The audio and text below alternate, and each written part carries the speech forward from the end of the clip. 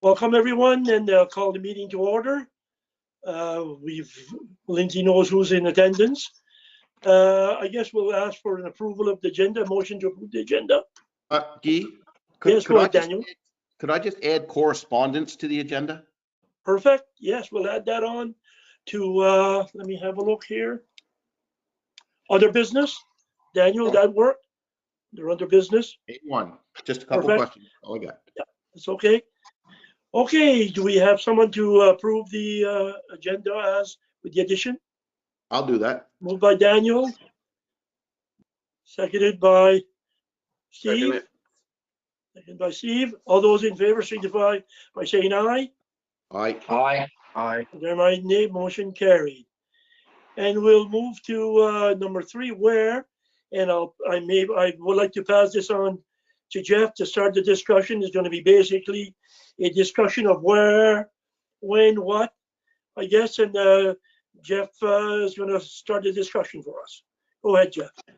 Thank you, Guy. So I guess the item number 3 was just simply to point out the obvious, I guess, that the 3 councils have each made a motion to support investigation of the viability of creating a bridge at 275 Main Street. It wasn't anything more than that, but just simply to say that that question's been answered, but there are other questions now that need to be answered, and that's where we get on with the rest of the agenda. So unless there was other comments on the where, I'll move to who? Go for it. Okay. So I'll share my screen because as I was thinking about how to approach this discussion, I kind of made some PowerPoint slides, and that might help. I'll share my screen. Tell me, Guy, to shut it off when you want it shut off to see people's faces. So I just minimize my agenda here. Sorry. And show my screen. And I assume everyone's looking at a PowerPoint presentation at this point.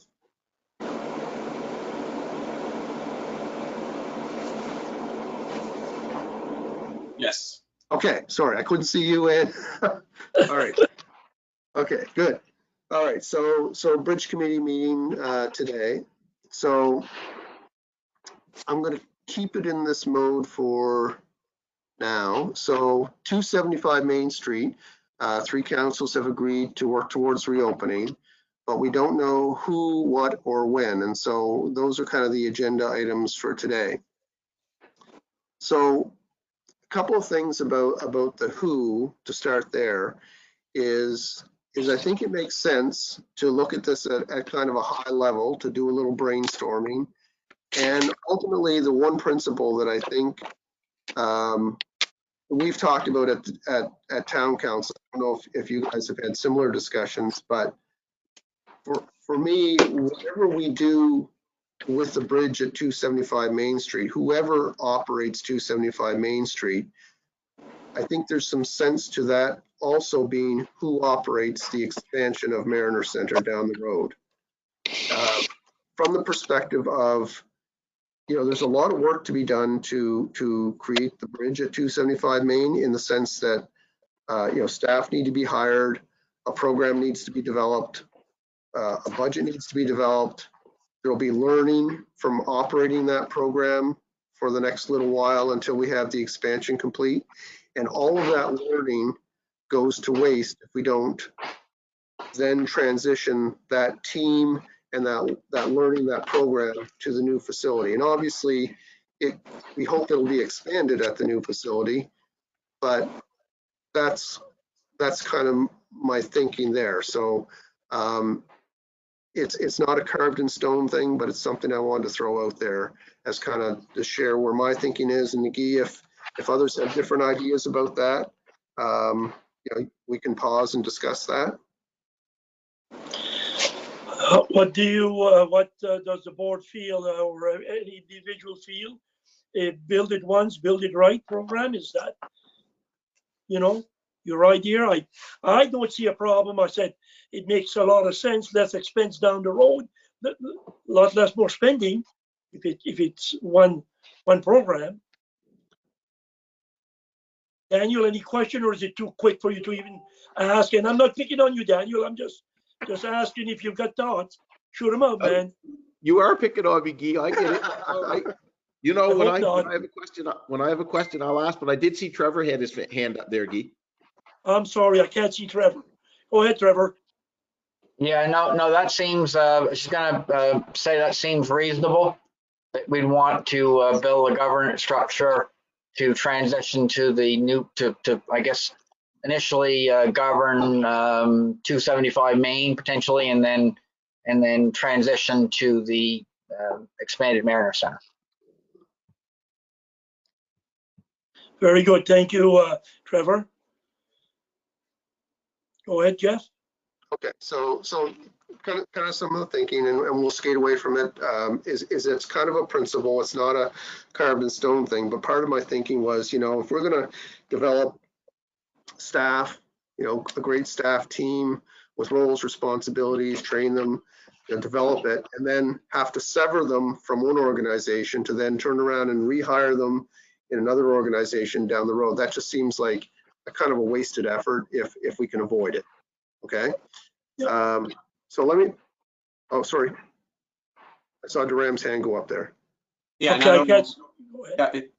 know, Mr. Chair, and I don't know if this is the place for it, but all those things, just a voice in here, I agree with, but I also want the group to understand that if there is a structure, an org structure where Mariner Center is involved, there's efficiencies that there are obvious efficiencies that support managing two sites across, you know, what I've seen is you make every effort to cross-train your operators across sites. There's shared services in maintenance, cleaning, and even as you look at sort of programming and leadership there early on, you know, you have less duplication of roles, and you'd look at both sites, even in their current form, the Mariner Center today in our footprint and 275 Main Street today. You look at those two sites and how we can get the greatest utility out of both with our programming and combined work structure. So I just throw that out there. The efficiency piece also jumps off the page if we're down this road. Thank you, Doram. That makes sense to me. Yeah. Okay, so I'll just dive in, Guy, if that's all right. Please go ahead. Yep, so in terms of the who options, you know, I think we got to put all options on the table that we can think of. Look at the pros and cons of each and kind of ask ourselves, do we have a winner in terms of can we reach an agreement on a recommendation that based on that sort of level of analysis? And if we cannot, then the question is how much deeper do we need to go? What are the questions we need to answer before we can come up with a recommendation on who would operate 275 Main?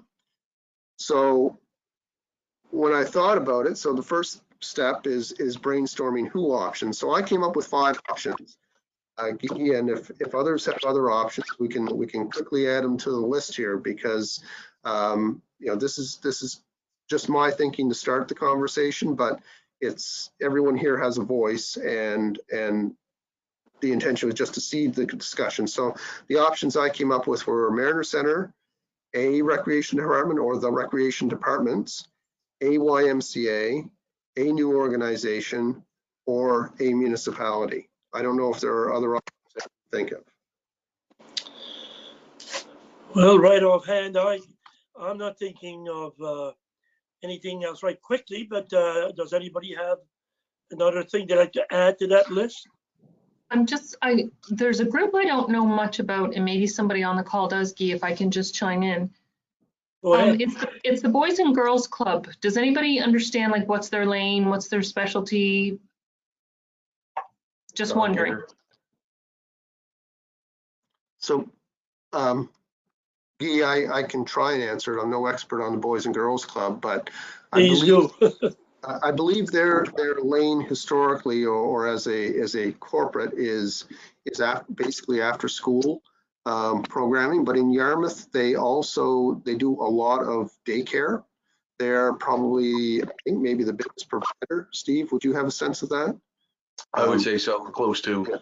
Yeah, I know when they had an issue, an organizational issue a number of years ago, it was a big issue in the community, because if they weren't able to pull through that issue, it would have been a huge loss of daycare spaces, which obviously impacts a lot of people in the community. So that's kind of where they are, as far as I know. The only other suggestion, just before I concede the floor to Daniel, the only other suggestion would be is, is there a private sector consideration? There you go. All right. Wow. Yeah. So let me go in here and private sector. Okay, good.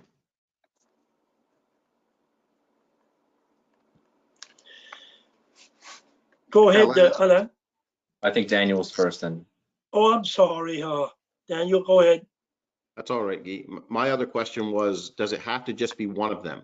Is there a way we can combine two? Like, let's just say the mayor, and I'm going to throw it out there, the Mariner Center and Recreation Department, because as the facility gets added on, as Durham said, when it comes to maintenance and cleaning and things like that, we're going to have a lot of like guys doing cross jobs, but the programming for the children and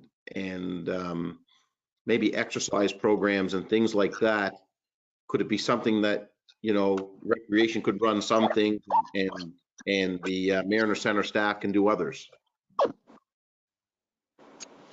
It's a good point. Good point. Yeah. I remember, just for everybody to think of this, one person used to tell me, keep it simple. And I'm not saying that idea is not good. I'm just saying let's not complicate it, because I certainly would like to hear what Durham would have to say about having to work with let's say if it was Durham or the Recreation Department with Frank Grant, would they be able to work together? Would it be hard? Is it better for the Recreation Department to do it by themselves? Does it complicate things? I'm just throwing that out. And I think it's a good idea, Daniel. I'm just throwing out there. Keep it simple.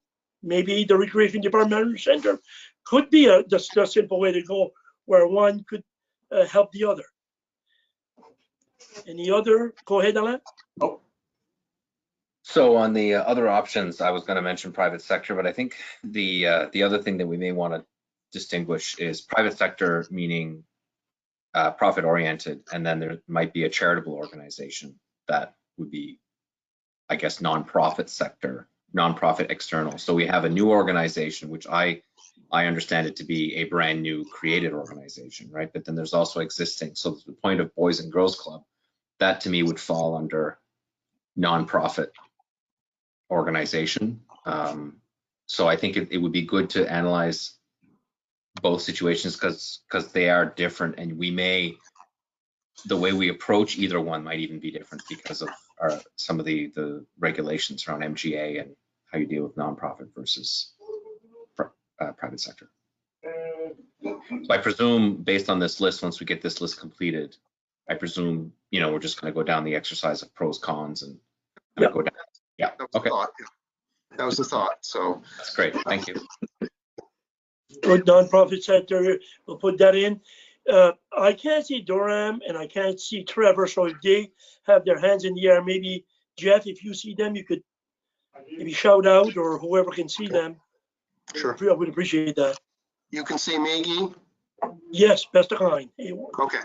All right. So I'll just wave like this if Yeah. Okay. Graham's got his hand up. well, I was just to come back to Mr. Chair, your point following Daniel's suggestion. Was there a question there, Guy? Were you asking me a question? I guess just a comment was, when I said to keep it simple, I don't want to complicate.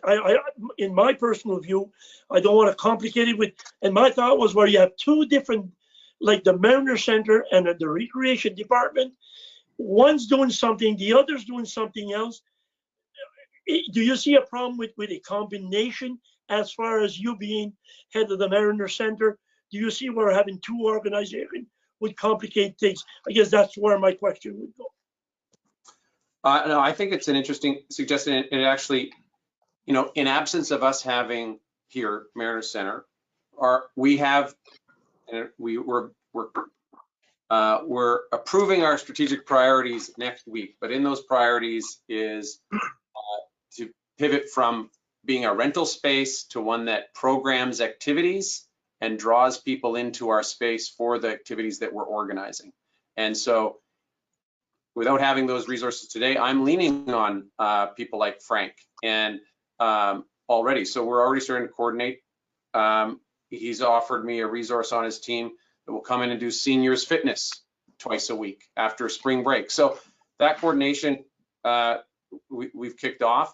And if even as you go around and visit other facilities, that coordination, there are examples of that coordination, even at the Queens Ymca Center, the rec department sits in that organization underneath the GM of that facility. So there are examples. I'd have to look more closely to see how they make it work.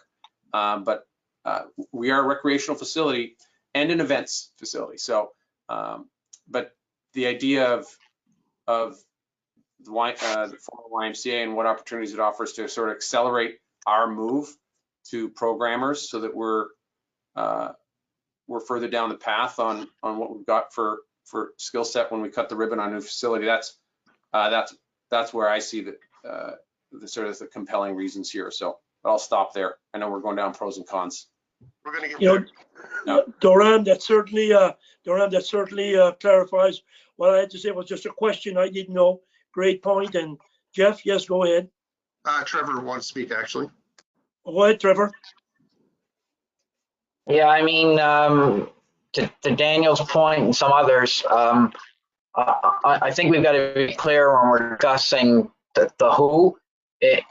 I'm assuming this conversation is about the who is going to govern the facility, not the who is going to do things. So I think those are two separate questions. So it may be that for instance, it may be that the Mariner Center board provides the governance, but the recreation department actually plugs into some of the programming pieces under that and provides some of the services. I mean, I don't know. It could be that there's a new organization or that there are individuals. So those are different questions. So I do agree. Perhaps it's better not to complicate it too much on the governance side, and that it would be one of these options likely. But again, to Daniel's point, I mean, you know, you never know really what it is until you get into it. But I mean, again, just for clarity's sake, we are talking sort of exclusively at this juncture about governance and not actually sort of the nuts and bolts operational pieces that certainly I would see a place for some of our existing staff potentially. Thank you, Trevor. Go ahead, Jeff. So we're talking about the bridge. We're talking about 275 Main Street, and somebody has to develop the business plan, the budget, and then execute. And you know, obviously, well, I mean, I should say obviously, well, we're not suggesting that whoever takes the lead and has that responsibility isn't going to collaborate, right? In fact, we would hope, given the number of resources in the community, there would be collaboration. But somebody has to lead, right? Somebody has to be at the front of it. And that's what I'm asking when I'm asking the who question. But it does lead, Trevor, to governance, but I think it goes a little further to who is the staff leadership on this, right? Who is responsible? Who's going to give us the business plan, the budget? Because I think that's an important milestone in getting this reopened, is really understanding what it is we're doing and ultimately what's the expected budget commitment. It's a great point, Jeff. I'm glad, you know, good points right there. You're right. Any further discussion? Anything else that you'd want to add on, or if not, Jeff, go ahead. Okay, so we're going to roll into pros and cons. And again, what I've done is I've taken the list as I had it with 5. We've added a few options, so we're going to build some right from scratch together today. But I've started some and we can add to those. That's the exercise is, here's some of my thoughts, disagree with me, add to it what you believe, and we'll have a pros and cons list for each of these potential who's. So let me get to my, all right. So the first one I have here is Mariner Center, and so I started a list of pros and cons. The pros, I'll go down that list. High degree of trust and alignment, and what I mean by that is exactly that. I believe that as municipal owners and funders, we trust what Mariner Center does for us, and there seems to be alignment. And I'm taking that observation from the work that we've recently done with Durham around strategic plan. I heard a lot of consensus. I heard a lot of agreement. Ultimately, one roof, one operator at Mariner Center expansion. So if Mariner Center were the who for the bridge, it would easily transition to a one roof, one operator when the expansion is opening. I think we have great leadership there, and I'm pointing at Durham when I say that.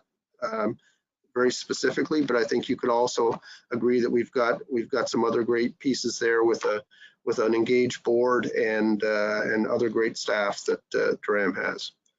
The organization is established. It is funder controlled, so the funders do make the appointments to the board. We do make the budget approvals and so on. It is one of the quickest solutions. There is no speedy solution, but I perceive it as one of the quickest solutions. I do think that Mariner Center could fundraise, which was an important element in the operational budget of the YMCA when they operated the facility. And I think Mariner Center, my perception is Mariner Center is enough removed from the municipal units that it could launch a fundraising effort for operational things if required. And obviously program synergies. Synergies is one of the things that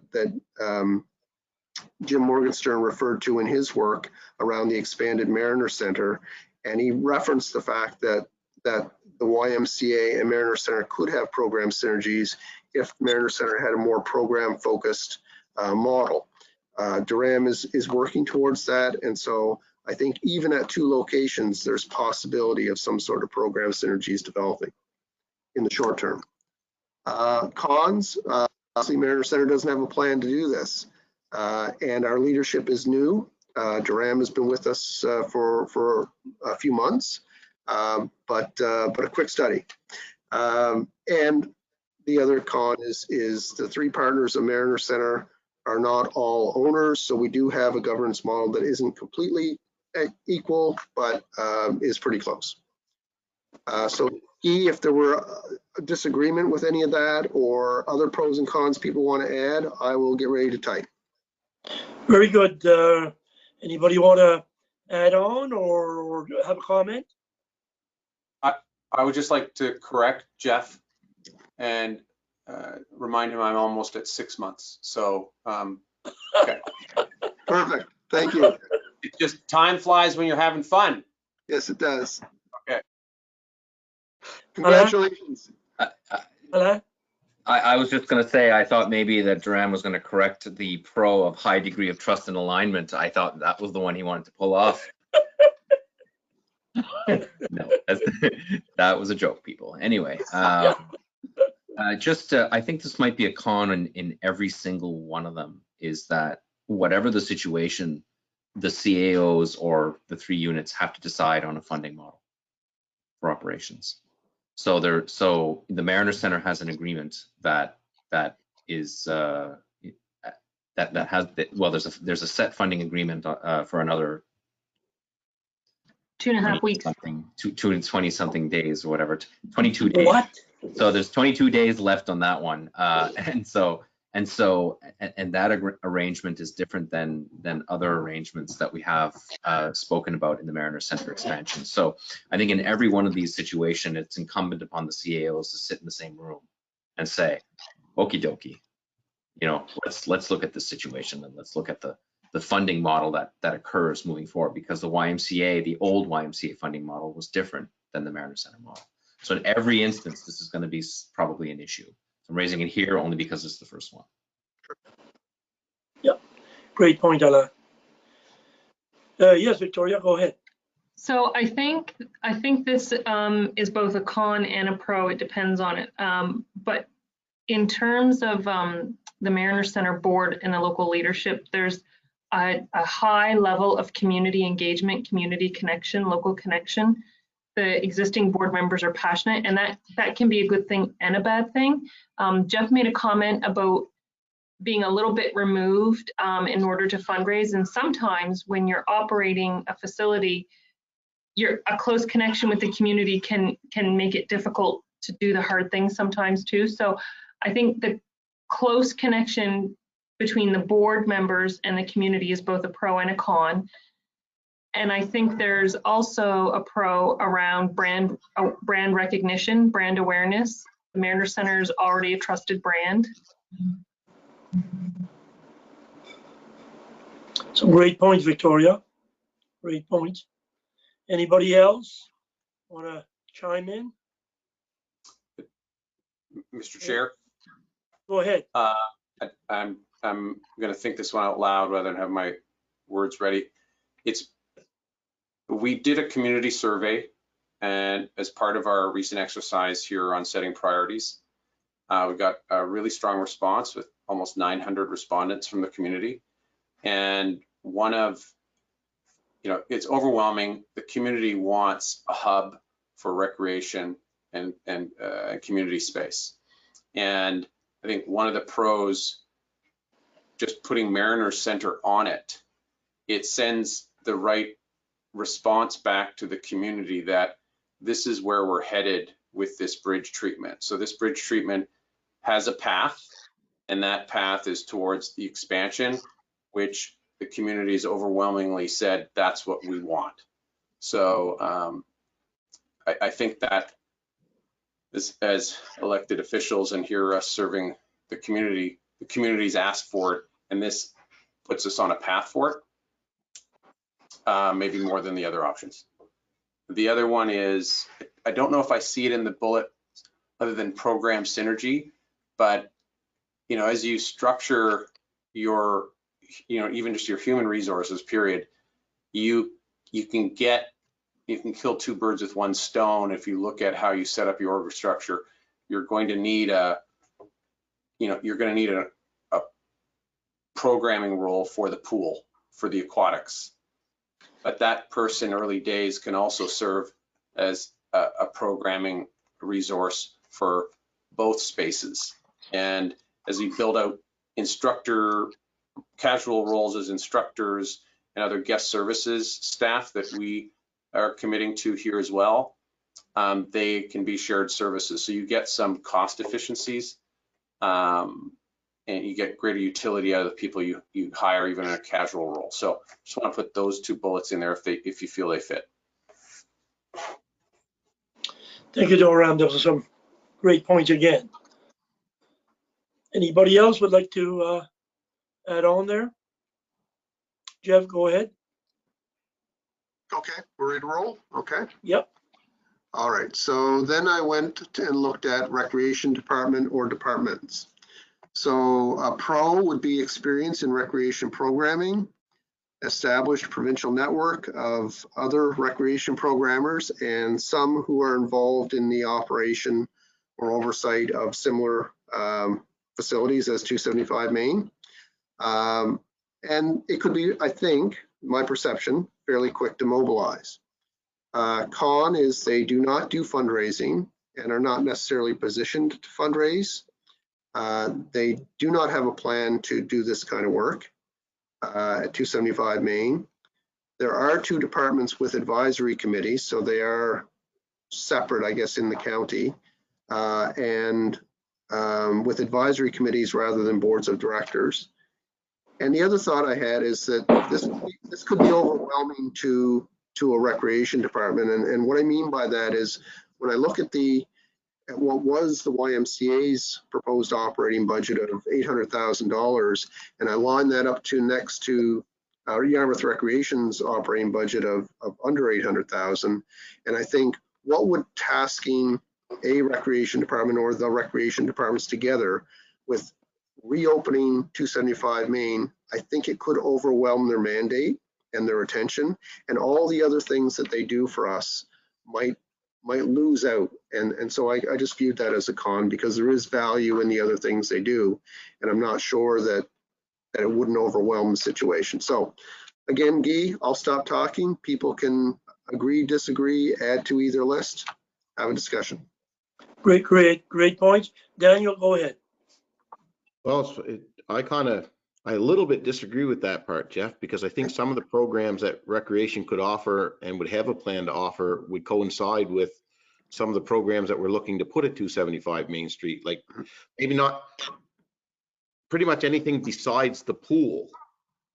I don't think our recreation department has any experience whatsoever with running a pool.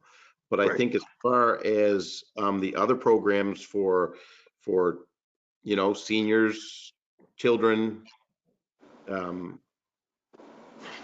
don't know about a weight room, but I think you understand where I'm going though. But I think some of their programs could actually coincide, and it may be beneficial that but by putting them here, we have a central place for them to run some of these programs. Right. But again, that comes back to my combination of Mariner Center and recreation. I personally agree with you. I think if we put it all on recreation, it would be overwhelming. I think it definitely would be too much. So I'm looking for the right word to put with programming here. I don't know if it's alignment or efficiency. I'm trying to put a word with it that you described there, Daniel. I don't know. Alignment's probably all right, Jeff. Do you think? I'm not sure. I kind of like that idea, alignment. Okay, let's go with that for now. And if somebody thinks of a better word, we can change it. And Trevor has his finger up. Thank you, Daniel, for letting me know. Go ahead, Trevor. Well, it's the right finger. So in any event, this kind of speaks to the idea that surfaced just a little while ago.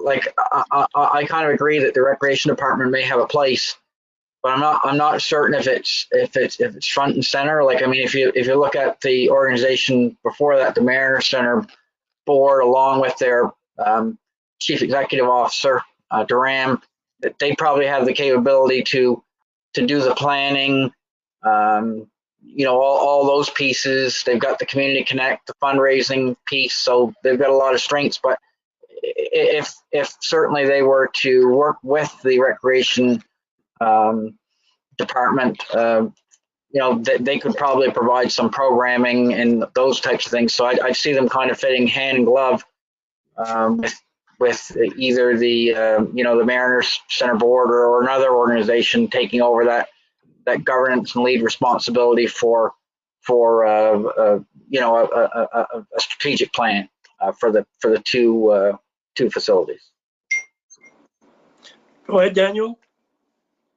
And just to add to that, we can't discount that Argyle has a great recreation department as well. So, 100%. We keep saying like Yarmouth Recreation and Frank Grant, but with some help from Argyle, you throw the two recreation departments in with the Mariner Center, and with three heads are better than one. No offense to Ram, but you throw a couple other people in there and get things going, and like I would think that good things would happen. I'd like to comment, Doram. This is for you, Doram. You've gone to different places. Maybe it was just the aquatics, but you mentioned about the Liverpool Mariner Center, I think. Like, do they run any other program? Could you remind me again if they do any other programming with the rec department, or do you have connections where you could find out where a rec department is involved or how they do that? I'm hesitant to go into too many details because it was a tour, and I've made acquaintance with their GM. That was one example. The I've toured 9 facilities, and that was the one example where there was very strong coordination with the rec department. And there's obvious benefits because, you know, everyone's got their, sorry, regardless of what format you have. In the case of Queens Ymca, they have a fitness and an ice surface. They have a fitness space and an ice surface. And as there's seasonality to the ice surface, it offers up some bandwidth on other activities. And a fitness center has its cycle as well within the year. So I bet you there is some great efficiencies in the coordination with their with the rec department, what they do within the facility and within the community in terms of shared services. So, but I'd be hesitant to go into detail because I don't have that and I don't want to speak out of turn. The other facilities that I visited, the Dartmouth Sportsplex, the Canada Game Center, the Lunenburg Lifestyle Center, they're self-contained. They have programming function that live under that roof, under that organization, and they execute those and, you know, would deliver similar things. So, you know, I'd say 8 out of 9. It's the corporate body of that recreational facility that structured their admin, their guest services, and their programming functions based on what they have. Very good. Thank you, Doran. I guess myself, just thinking out loud, Jeff, when it would come, let's say the rec department could work if it does overwhelm them, which I believe what you and Daniel said. Can we hire a few other people? We're going to need people there anyhow. Couldn't there be an add-on with the right people? You know, I don't know if you did. Can you answer that, Jeff? For sure, yeah. I mean, there's no option where there won't be people hired. You know, that's pretty clear. What I was getting at is that just generally the size of the rec department and the size of this elephant, right, to take on. I personally felt it could be overwhelming. Maybe, you know, you don't need to agree with me. That's okay. We can put on the pro side, wouldn't be overwhelming. I won't be offended. No, that's fair. Thank you. Any other comments, Steve? Go ahead. I think it's important that we kind of establish who it is will be leading it. I mean, I know that's what we're kind of talking about here. And I just think like it's great to network together. I think that's the most important thing. And, you know, Argyle does do a great job and, you know, we do have Frank and stuff. But I think ultimately, if we know who's in charge, regardless of who, you know, we kind of work with, you don't want 3 different departments or things running things, because then when it goes wrong, it's real easy to pass the buck. If everything falls under one umbrella, even if we are working together, which is what we should be doing, at the end of the day, if there is one ultimate, you know, we go to the Ram deals with whatever else, he works with Frank, he works with Argyle. But if we don't have that established kind of thing, I mean, you know how it is, right? If there's 5 people running the show, if we can pass one of our problems off to the 4 other people, and not that's what will happen, but I think to set yourself up for success, it's important to know who it is kind of, and then the working together part, I think, comes after that, I believe. And I think that would make us all stronger too, where we do have rec departments kind of, you know, doing great things elsewhere too. Daniel, go ahead. I agree with you 100%, Steve. And to be very honest, I kind of thought when we brought Duram in to head up the Mariner Center that this was probably going to fall under his mandate. And my ideas behind the rec department were to help him with programming and stuff, and for him to head it up, because we wanted the Mariner Center to move forward, and we brought someone in to take charge and do that. So I agree 100%, Steve. That's where, when I say about a combination, I think you hit the nail right on the head there, that, you know, it probably should, my opinion, again, like Jeff said, just my opinion, can go pro con. I think it should fall under the Mariner Center. I think it should fall under Duram, and we should use assets that we already have and build them out if we have to hire a few people.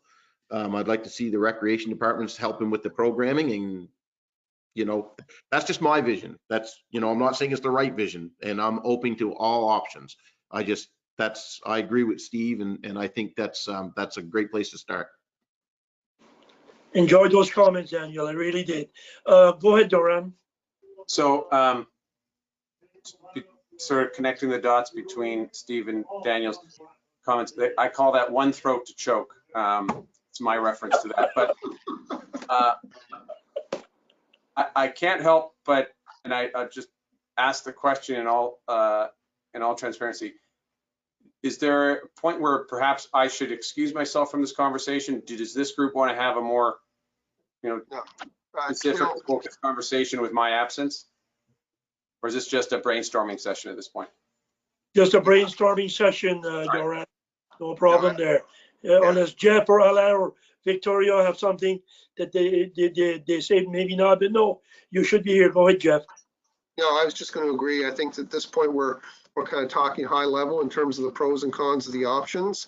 Some are expressing, disclosing their thoughts on it. And look, if we're gonna go there, I've talked to council about the sense that I think it makes to have Mariner Center lead this, but I don't want to presume, right? It's not my position to make that decision. It's your role to make that recommendation if you believe it's the right one. So in respect to other options, that's why we're doing this process, is so that everything sees the light of day.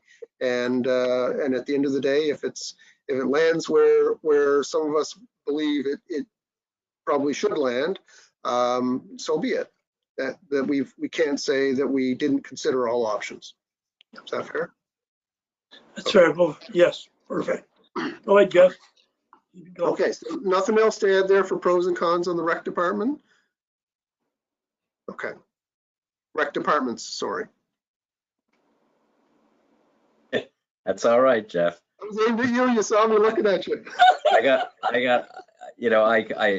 Well, we could have a conversation about what that might look like. Okay. But it's early to know for sure. Okay.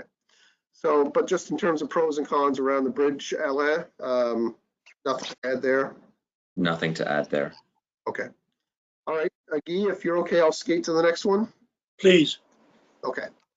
So YMCA, and what does that mean? We don't have a YMCA in this community anymore, but there is a YMCA on the South Shore, that we were previously affiliated with. Would they do a service for us? There's also a model they had in Port Hawkesbury where the YMCA of Sydney provided services to them to run a YMCA in their community. So whether it's South Shore or Halifax, worth looking at. So here's some of the pros and cons I came up with. And again, disagree, tear it apart, add your own. From a fundraising perspective, clearly a YMCA could do that. Philosophy and program model would be similar to what we would want in the community. They have experience doing this elsewhere. And obviously we've heard before that they have their international network of facilities that share information and learnings. On the con side, we all have had a relationship with a YMCA. And in fact, we had 3 different relationships with the YMCA in this community. And it wasn't always the best of times. There were times when that relationship or some of those relationships were strained for different reasons. So let's just be honest about that. That is a bit of a situation or a reality. If we enter a contract with a YMCA to operate the bridge for us, we will have very little control. Although we will pay, they will have a board of directors and a CEO. They will meet. We aren't a part of their board. They will make decisions. We won't have a voice. And if they meet in camera, as an example, your CAO can't attend. These are just realities of dealing with a third-party organization. And that probably could also be a con on any other third-party organization on which we don't have the level of control that we do of either rec departments or Mariner Center. Anything we do with them, as you remember, we talked with them a year and a half ago about supporting them at 275 Main Street. They for some years wanted to have an MOU with us to operate at the Mariner Center expansion. And I don't know that that would go away. I'm just throwing that out there because it was something that we talked about. And I'm not sure that's where we want to go, or where we haven't talked about going there. So I'm putting that on the con side. Although you could argue maybe that's on the pro side. I don't know. I put it on the con side. And the other thing was, and this goes back to our previous experience, is that in recent years, the YMCA did not have a CEO in the community. The CEO resided in Bridgewater, and depending on where we would go for YMCA services, very likely the CEO would either exist in Bridgewater or Halifax or some other place. And to my mind, that created a little bit of a gap between the leadership and the community. So Guy, those are my initial thoughts. I will take to editing and let the others do the talking. Okay, very good, Jeff. Thank you for that. Anybody have any comments or some discussions? Go ahead, Steve. I think the model is obviously broken, or we wouldn't be here.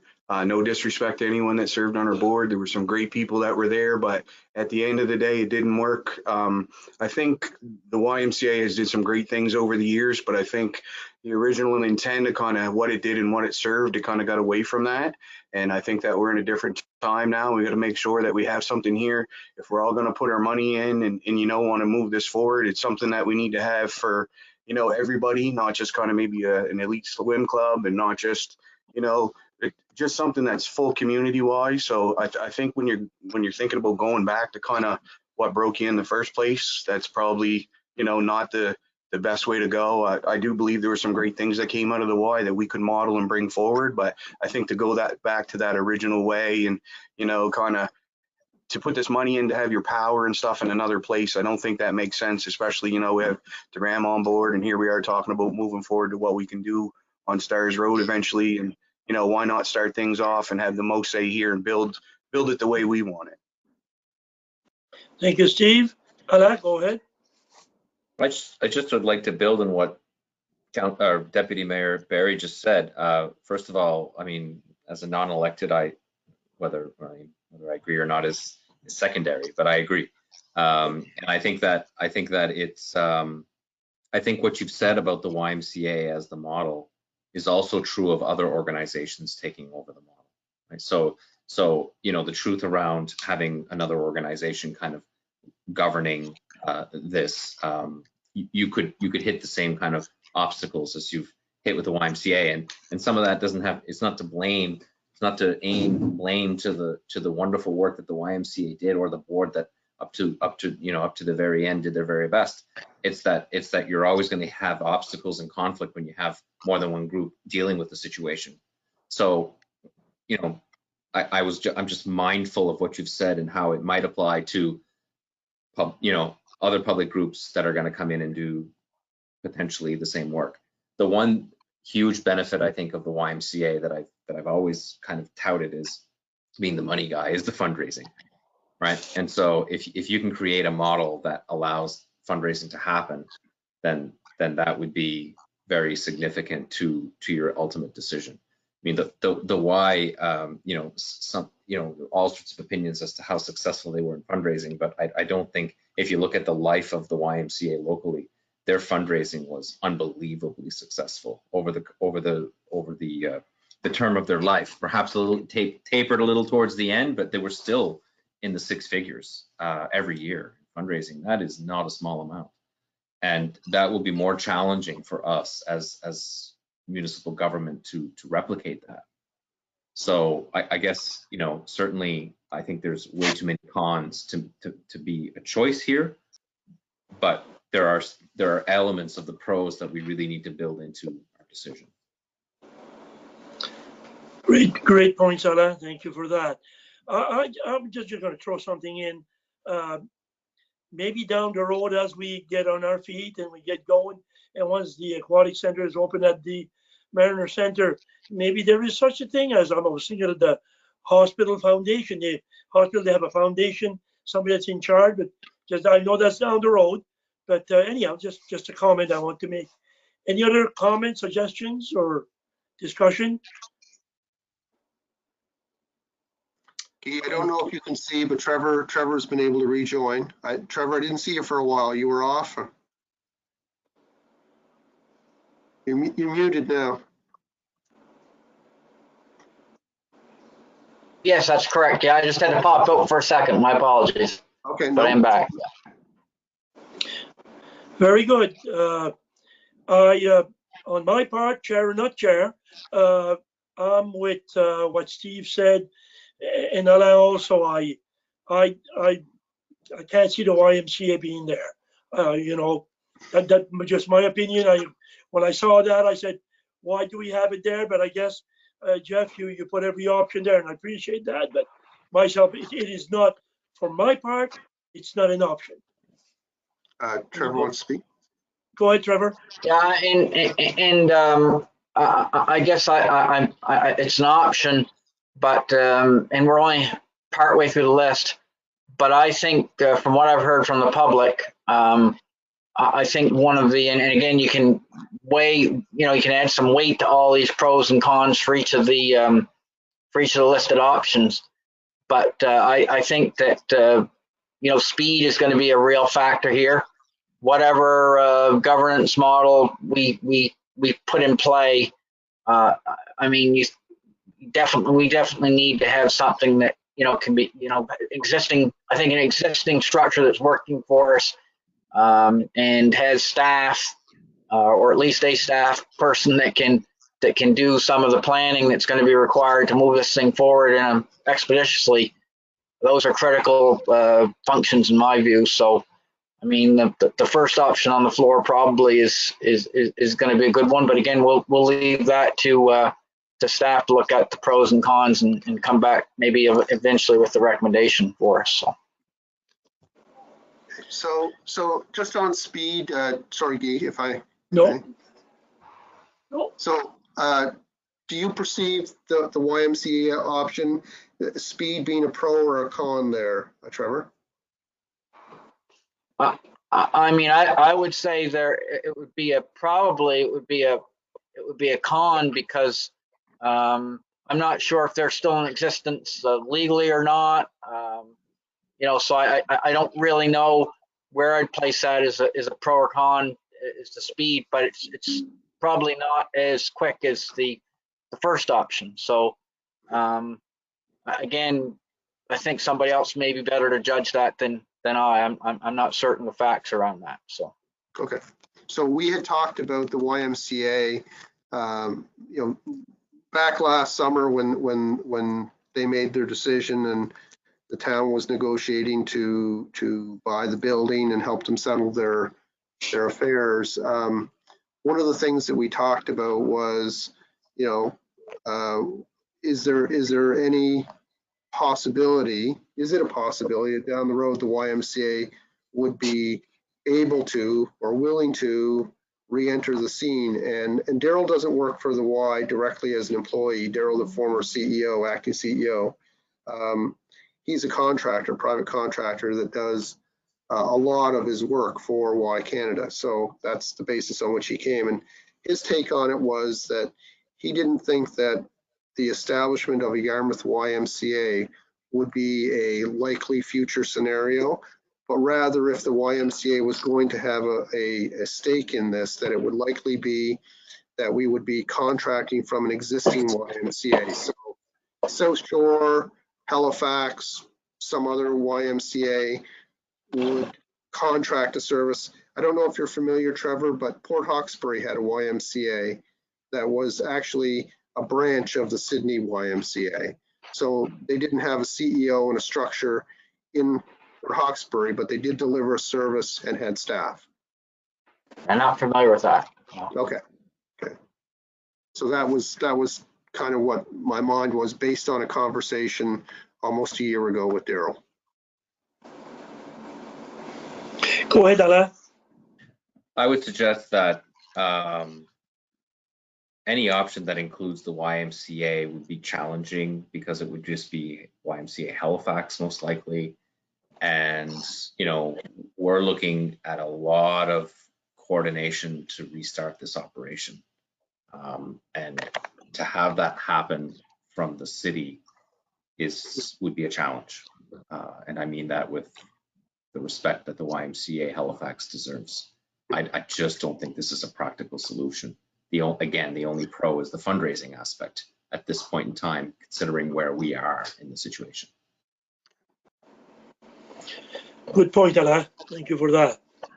Anything else? If not, oh yes, go ahead, Trevor. Yeah, and it may be that, down the road, I would tend to agree with what Alain's said.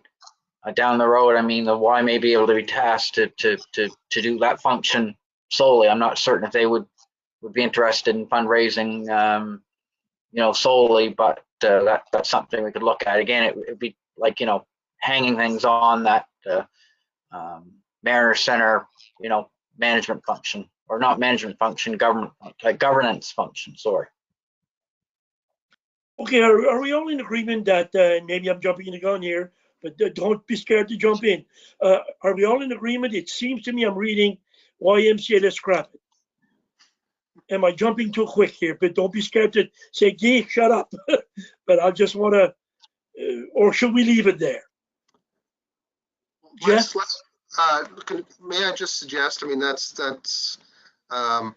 think I'm reading the room as well, Guy, but let's maybe wait till we get to the end of looking at each of the options, and then we can just quickly share our thoughts on which ones come off the table and see where we are. Merci, Jeff. Okay. Do you want me to roll on to the next one? Go ahead. Yeah. All right. Okay, so new organization. This is, as we talked about, we're creating a brand new organization for the operation of the bridge. So we could build it to fundraise. We could build it in such a way with its governance and its accountabilities that we would have mutual trust of that organization, and we could build it in such a way that we could control it, so that the accountability is there back to the funders. Cons would be time. It takes time to build an organization from scratch. It would be another splinter in our municipal family. So we have a habit of every time we have something to do, we build a new container to do it, a new box to do it in. So, in many different branches of our municipal family, this would end up being another one, which I view as a con. Ultimately, if this new box transitioned in from 275 Main Street to 45 Jody Shelley Drive, you'd have two organizations under one roof, or you would be closing one down at that point. The new organization would have no experience, no plan, and no network. So, tear it apart, add your pros and cons. Go ahead. Go ahead, guys. Anything that you've got? Go ahead, Alain. Just very quickly, the new organizing could fundraise, but not right away. So as a charitable organization, it takes between 8 and 12, and I don't know how long it takes now in order to register a charitable organization, particularly in COVID. So it used to take 8 to 12 months to just register an organization. So you'd be a year out before you could even do any fundraising with the new organization. So I'm not even sure that's correct. I mean, yes, in year 2, it's correct. Yeah. Thank you, Alain. Just to say that as municipal organizations, we can issue charitable receipts if the donations are for a municipal purpose. So we can actually do fundraisers as individual municipal units. I'm not sure that the Mariner Center can do it directly, but one of the 3 or all 3 could do fundraising and issue charitable receipts if the money was for a municipal purpose. Such a great point. Such a great point. I never thought of that. Any other comments? Steve, I can't see you, so go ahead, Trevor. Yeah, and a potential con, and again, it would be for all of them. I mean, we'd have to have cooperation from any of these organizations. So whether it's the Y or whether it's the Mariner Center, I mean, I'm assuming we haven't gone to them and asked them to do it yet, so we don't know any of these organizations if they will in fact take over this function. Thank you, Trevor. Anything else? Anybody else? If not, because I can't see Steve and I can't see Victoria, so Jeff, you just yell out if you see them waving their hand. I think Victoria may have left. I don't see her. I don't see a screen box with her name on it, so she may have had another meeting or something. She did. She had another meeting. Yeah. Okay. Okay, so Okay, I'll go ahead. move on to the next one, Guy. Yes, go ahead, please. Okay, this is my favorite slide in the whole presentation. So Oh, this is this is a municipality doing it on their own. Let's see, where are we down here? So the pros list is very short. The cons list, I don't think a municipality can fundraise. I think there's a high requirement of trust for one of us to take this on and do it. And it might be a bridge too far given the size of the task. There is no plan. None of us have a plan. None of us have any experience with this. The governance model is not shared. And ultimately, it would have to be a transition at the time of expansion of Mariner Center. So I put this one on there, but I couldn't come up with a pro. Maybe one of you can. Alain? Daniel, go ahead. We have pretty good accountants. All right, we'll go with that. We have Go a ahead, corporate Daniel. structure that would allow for, you know, probably very good reporting, right? Like we have reporting structure. We're used to doing this kind of thing municipally and delivering open, transparent data. That He took the words right out of my mouth. Yeah, Daniel, okay, great. Anybody else?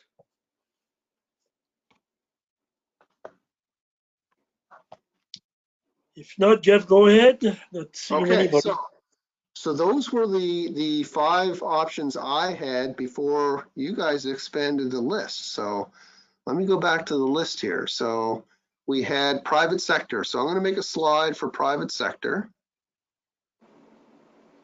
And go do this, duplicate slide, and call this one private sector.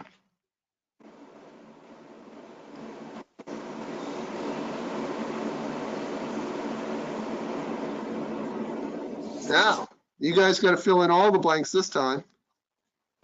Go ahead, Daniel. Well, let's go with where, if we went out to private sector, I'm assuming if you're going out to private sector, whoever would be interested in it would have some type of plan or would be able to come up with a plan quickly if they're already in the business. Good point.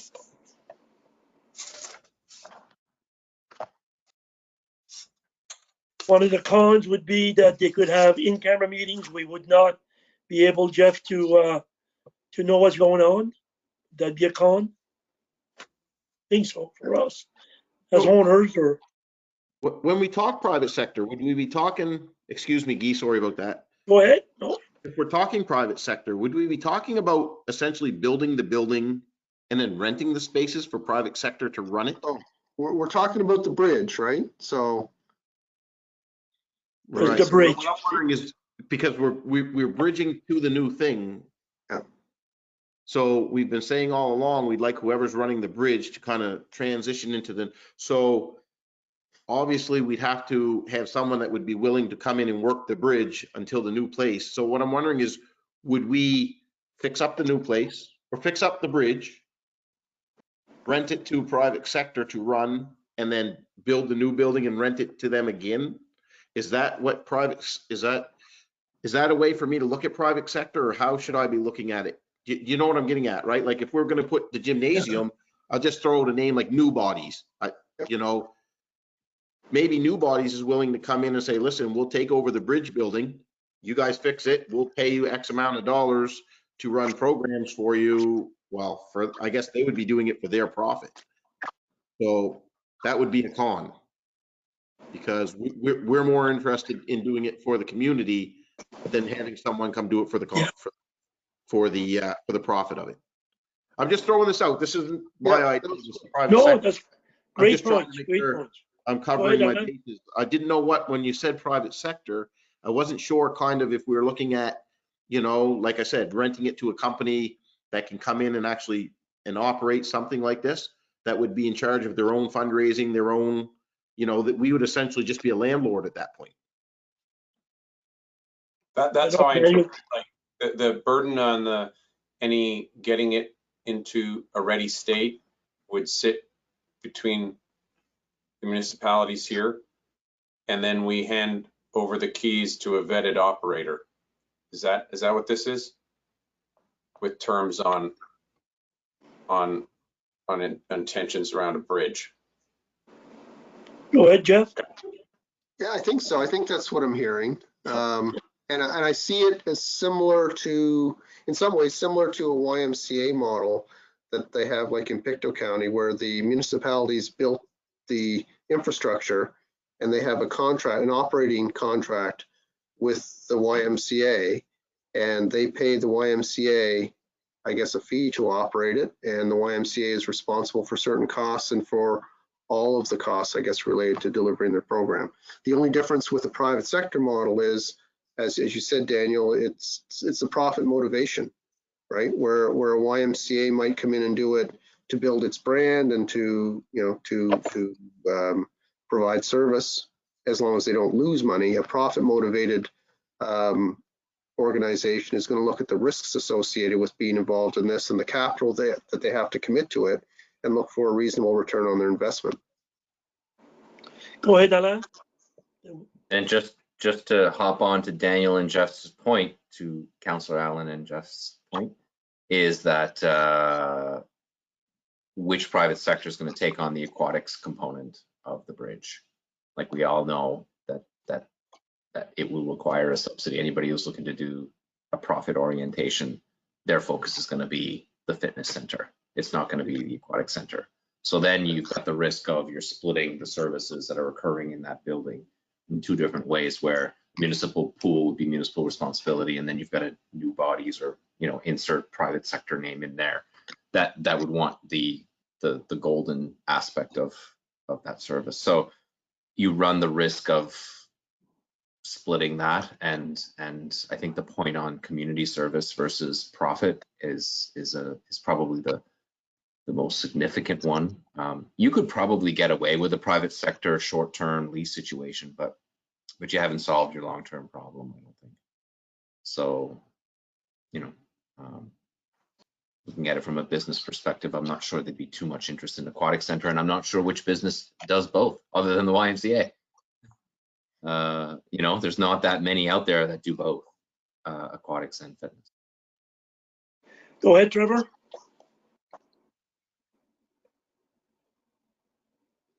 Yeah, I mean, I see, you know, this could potentially be like a private-public partnership too. I mean, down the road, there are some models that, you know, governments engaged in and out of over the years, certainly.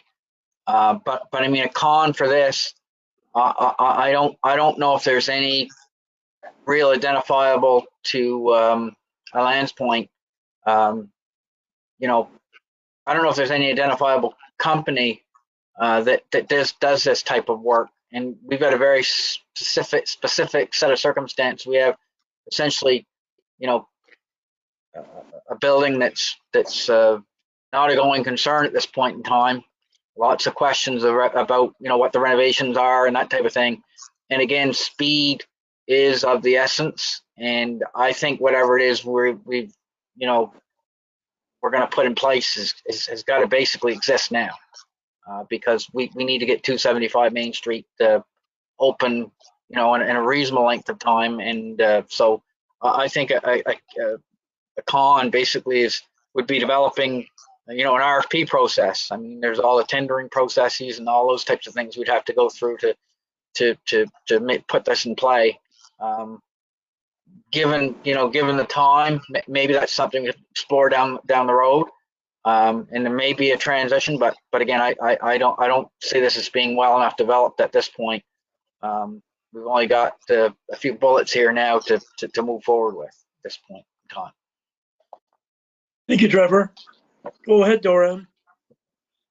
Yeah, and I'm thinking out loud, and I'm glad I'm in good company. I think I've got a few comrades that like to think out loud. So I feel like I'm in a safe space. So the other point, I know just this conversation is framed through the needs of a bridge, right? So you have to attack each of these slides around your requirements for a bridge, which get you to ultimately our hub here, an expansion here on the grounds of the current Mariner Center. So I know that's the voice I have here in the room.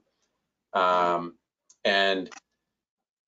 any one of these, you know, when ultimately a plan is put together, what will 275 be used for once we're over the bridge? So it begs a question for maybe another time.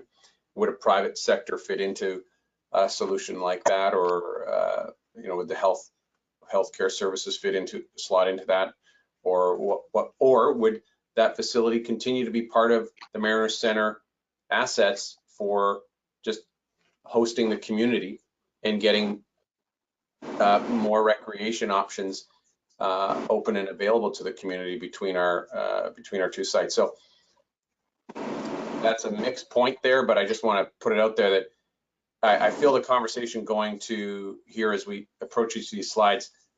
Could the private sector run that space? The answer is yes, but we need to approach this slide as, is this a good solution for our objectives for the bridge? And that has a terminus, as Jeff's original slide, where the big bridge, Confederation Bridge, we're crossing it over to an expansion. The other point I have is, and it fits on a few of these slides, if we frame it through the bridge, then some of these options have the con of losing that, losing our ability to build out competencies for the future space. So, I voiced it earlier. If the Mariner Center has a role, we sort of accelerate our move into the areas that we've determined there's a need. Programming fitness and wellness programs and bringing more of the community in that are already coming into our space. So some of these options, we lose that if the Mariner Center aren't involved. So that, in addition to the efficiencies, sort of cross-training of roles, shared services between the sites. So that came to mind, and I just wanted to say that. Thank you, Doran. I'd like to make one comment, and please, nobody take this offensive, because sometimes I don't have a filter.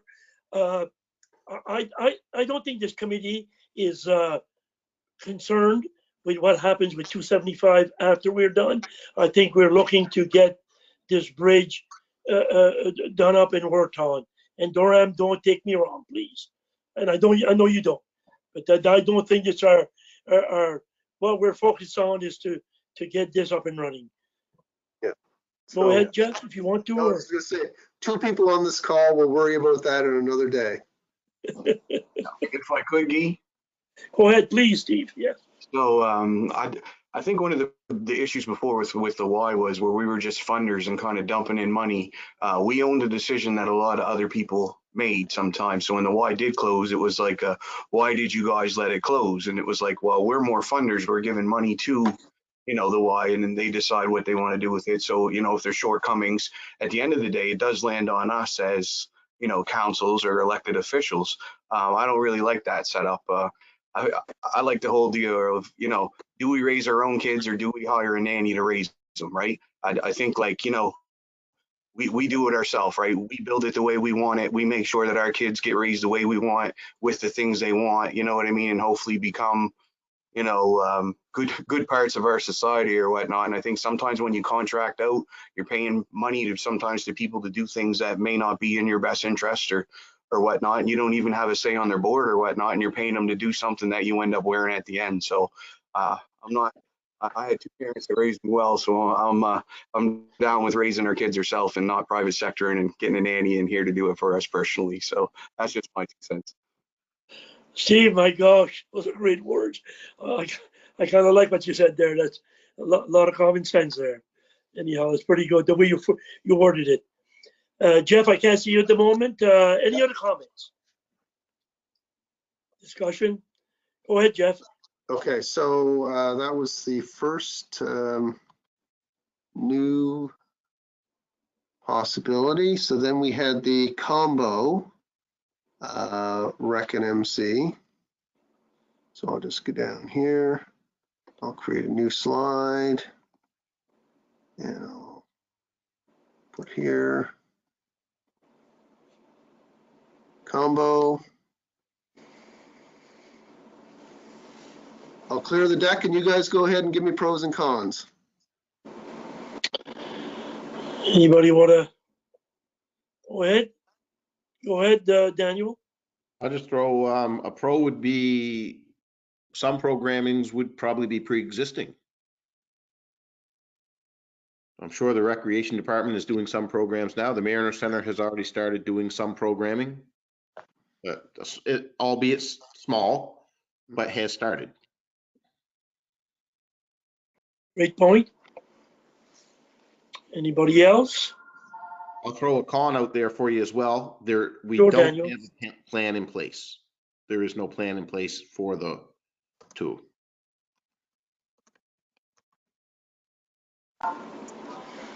Very good. Just say it's not a pro or con, but since Mariner Center is listed here, just everyone should know my intent, it is now and will continue to be, to coordinate with recreation. So that started with Yarmouth, and I know that they've placed someone new in Argyle, and that'll be the case there as well. So coordination will be part of the story, regardless. Great, Trevor, go ahead. Go ahead, Trevor. I guess on the, it does have that pro, aspect of some programs pre-existing. So there is that collaborative ability that Graham just talked about. Certainly that's possible. But certainly a con is that there's no existing governance structure or intermunicipal agreement in place that would allow this to happen easily. Right? There's no board of directors. So that's a big impediment, certainly, especially around the speed piece. And they do have, recreation does have their current mandate, and so they'd have to, there may be some efficiencies, but they'd have to give up some of what they're doing now in order to do this. Thank you, Trevor. Anybody else would like to add in pro or con?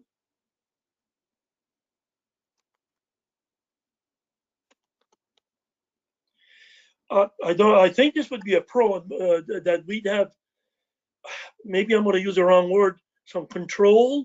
We'd be at the board meetings. We'd be able to be in and see what's going on. Anybody else would have anything else to add on?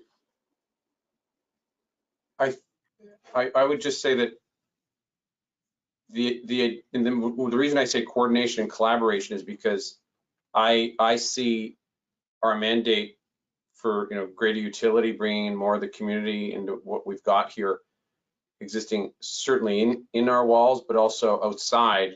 We've got land here. We've got so coordination would mean that you not only get utility out of your space, but utility elsewhere, and so that there's you're not duplicating roles or you're not burning unnecessary calories.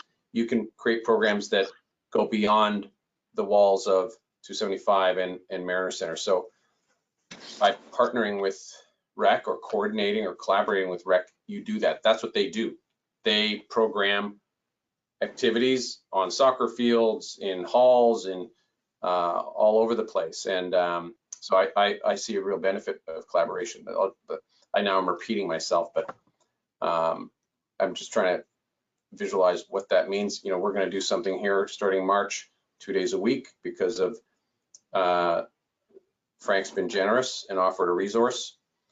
And I hope that's just the tip of the iceberg in terms of what we get to do and collaborate as we build out our own capacity within our org. Thank you, Doran. Go ahead, Daniel. I also think that both entities, all three entities, are known to the community, which I think is a pro. When we go out to do fundraising or go out to offer programs, our communities have already been part of probably one or both of the Mariner Center and recreation at some point. So familiarity, or I'm not sure if I'm pronouncing that right. I think that's a pro for us. I would like to add one more thing, and I think maybe Daniel and Doran have kind of said this. This combo would slide right in to where the Mariner Center, where the new aquatic center is going to be. And I believe this would, they would be running it, then it would just slide right in, and they would just keep on running it. Where they've been there now, you probably could say that for everybody else too, I guess, but I see that as a benefit for the combo. So that was to slide right into the expansion. Is that what you're saying, or? Yeah, like you're right on a banana peel.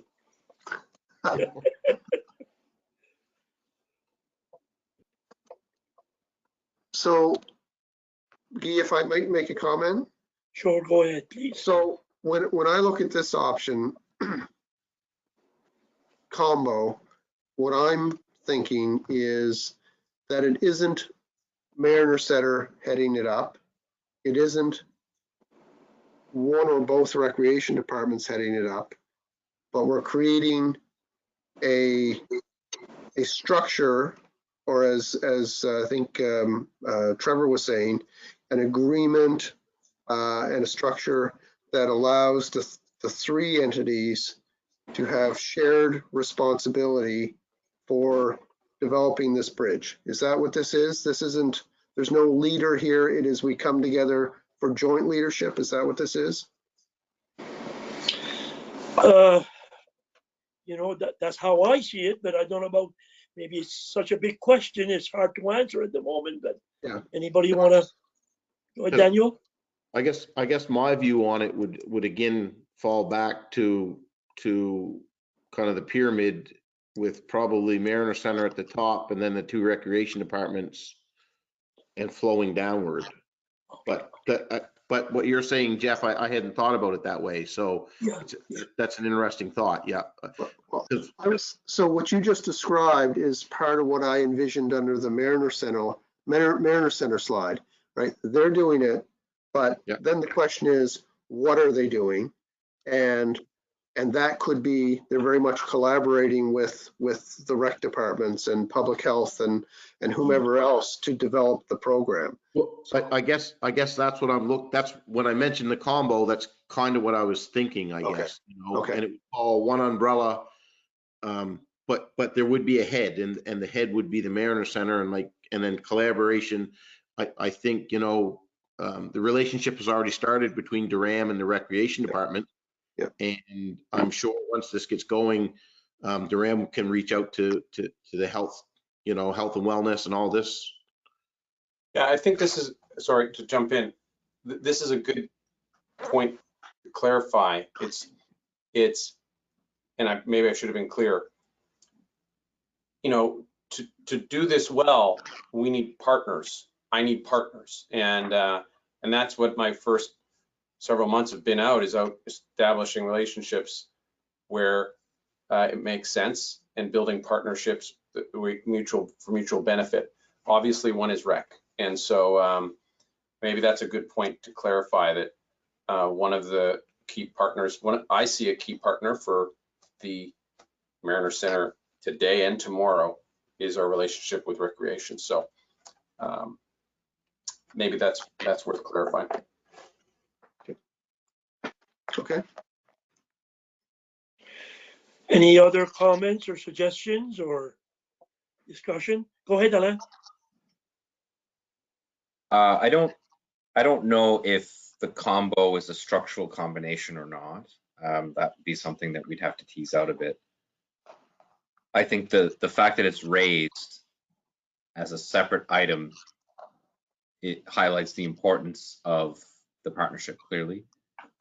I think there is a commitment that can come from each rec departments to plug into what's happening here, both at the bridge and with the new. We have established Facebook presence in both recreation sites that would be very, very useful to advertise not just recreation programming, but any programming that happens at the facilities. I figure we probably have, you probably have 3,000-4,000 people that would see those posts in any given day. So that's important to mention in the pro of the partnership. But you know, I would be concerned because there'll always be a competition between the traditional rec services that are being provided in our communities and the need of programming in this organization. I would be concerned that the needs of this organization would override some of the other programming that would exist currently that is important. I'm mindful that there are 2 recreation departments, and our recreation department does a lot of recreation activities 20, 25, 30 minutes away for a reason. Is that everybody doesn't have access to that facility. So I think I see the rec departments as plugging in as very strong resources.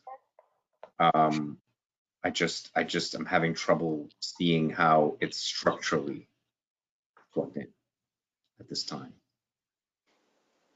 In your organizational that you would do, couldn't you spell that out, Alain?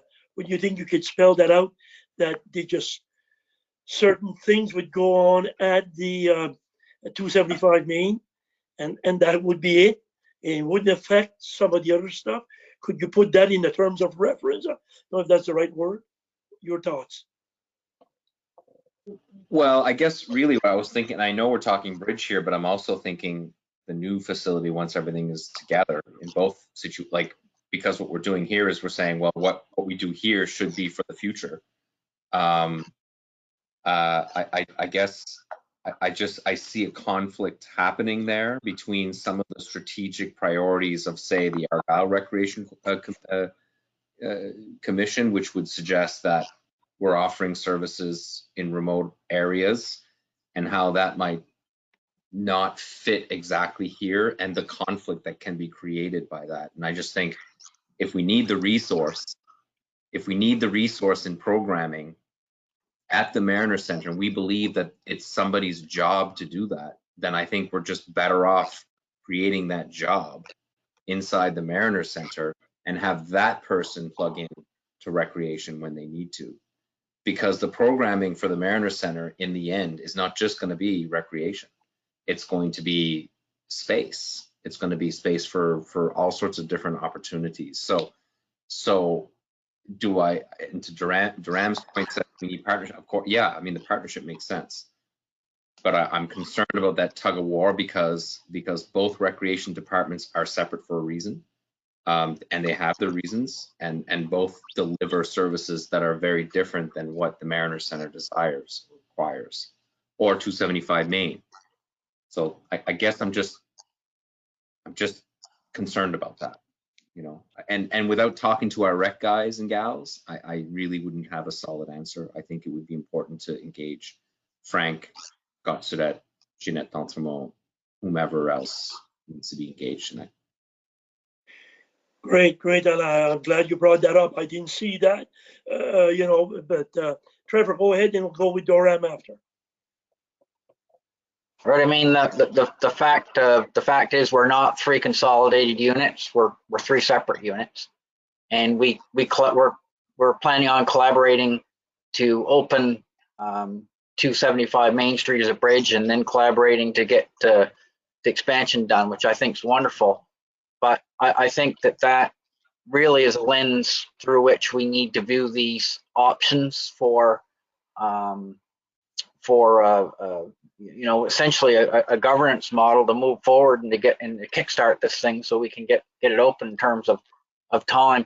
There's tremendous complexity with our 3 units working together. We have 2 separate, clearly identifiable recreation departments. There'll be all kinds of complexity and lots of conversations if we're going to have them kind of up front making some of the decisions. So for those reasons, I don't think that's a good way forward. I do see a place, as many people have talked about, is, if it were the Mariner Center that were to do the heavy lifting and provide the governance and the plan.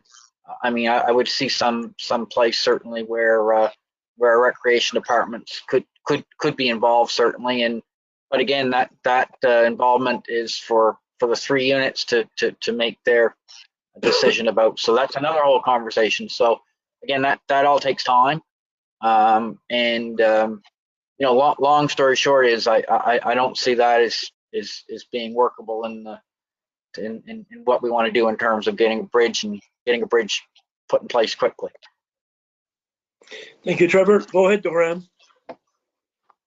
This is a great conversation. So I should say that in transparency, our objectives here within our next 3 to 5 years, our plan is to build out programming competency for the Mariner Center. Until I have a new budgeting cycle, my partnership with REC has been sort of beg, borrowing, and stealing so that we can do something before I get approval on those resources. So, but I don't see that partnership ending once I build out adequate resources. I'm a REC facility, there's REC departments, that coordination and collaboration should continue. So for full transparency, I agree with these recent comments and know where my motivations were. Doran, there's nothing wrong with saying like it is, and that's how we work. That's how we work. Anybody else?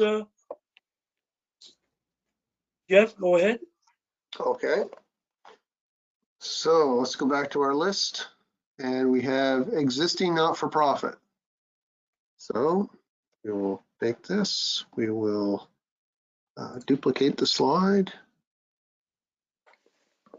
and we will replace. And let's build some pros and cons of this. Go ahead.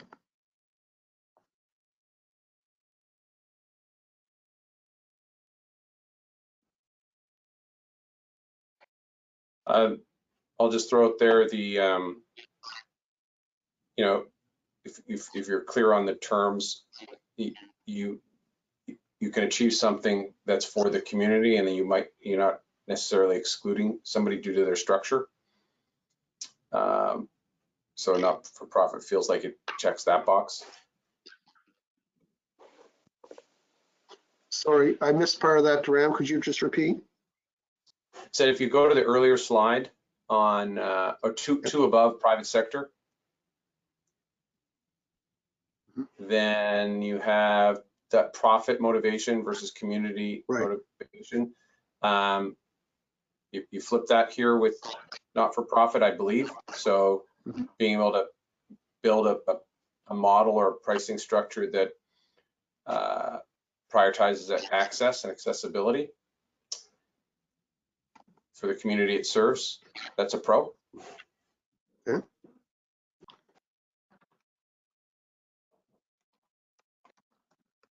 Am I interpreting that right, folks? Sounds good to me. Does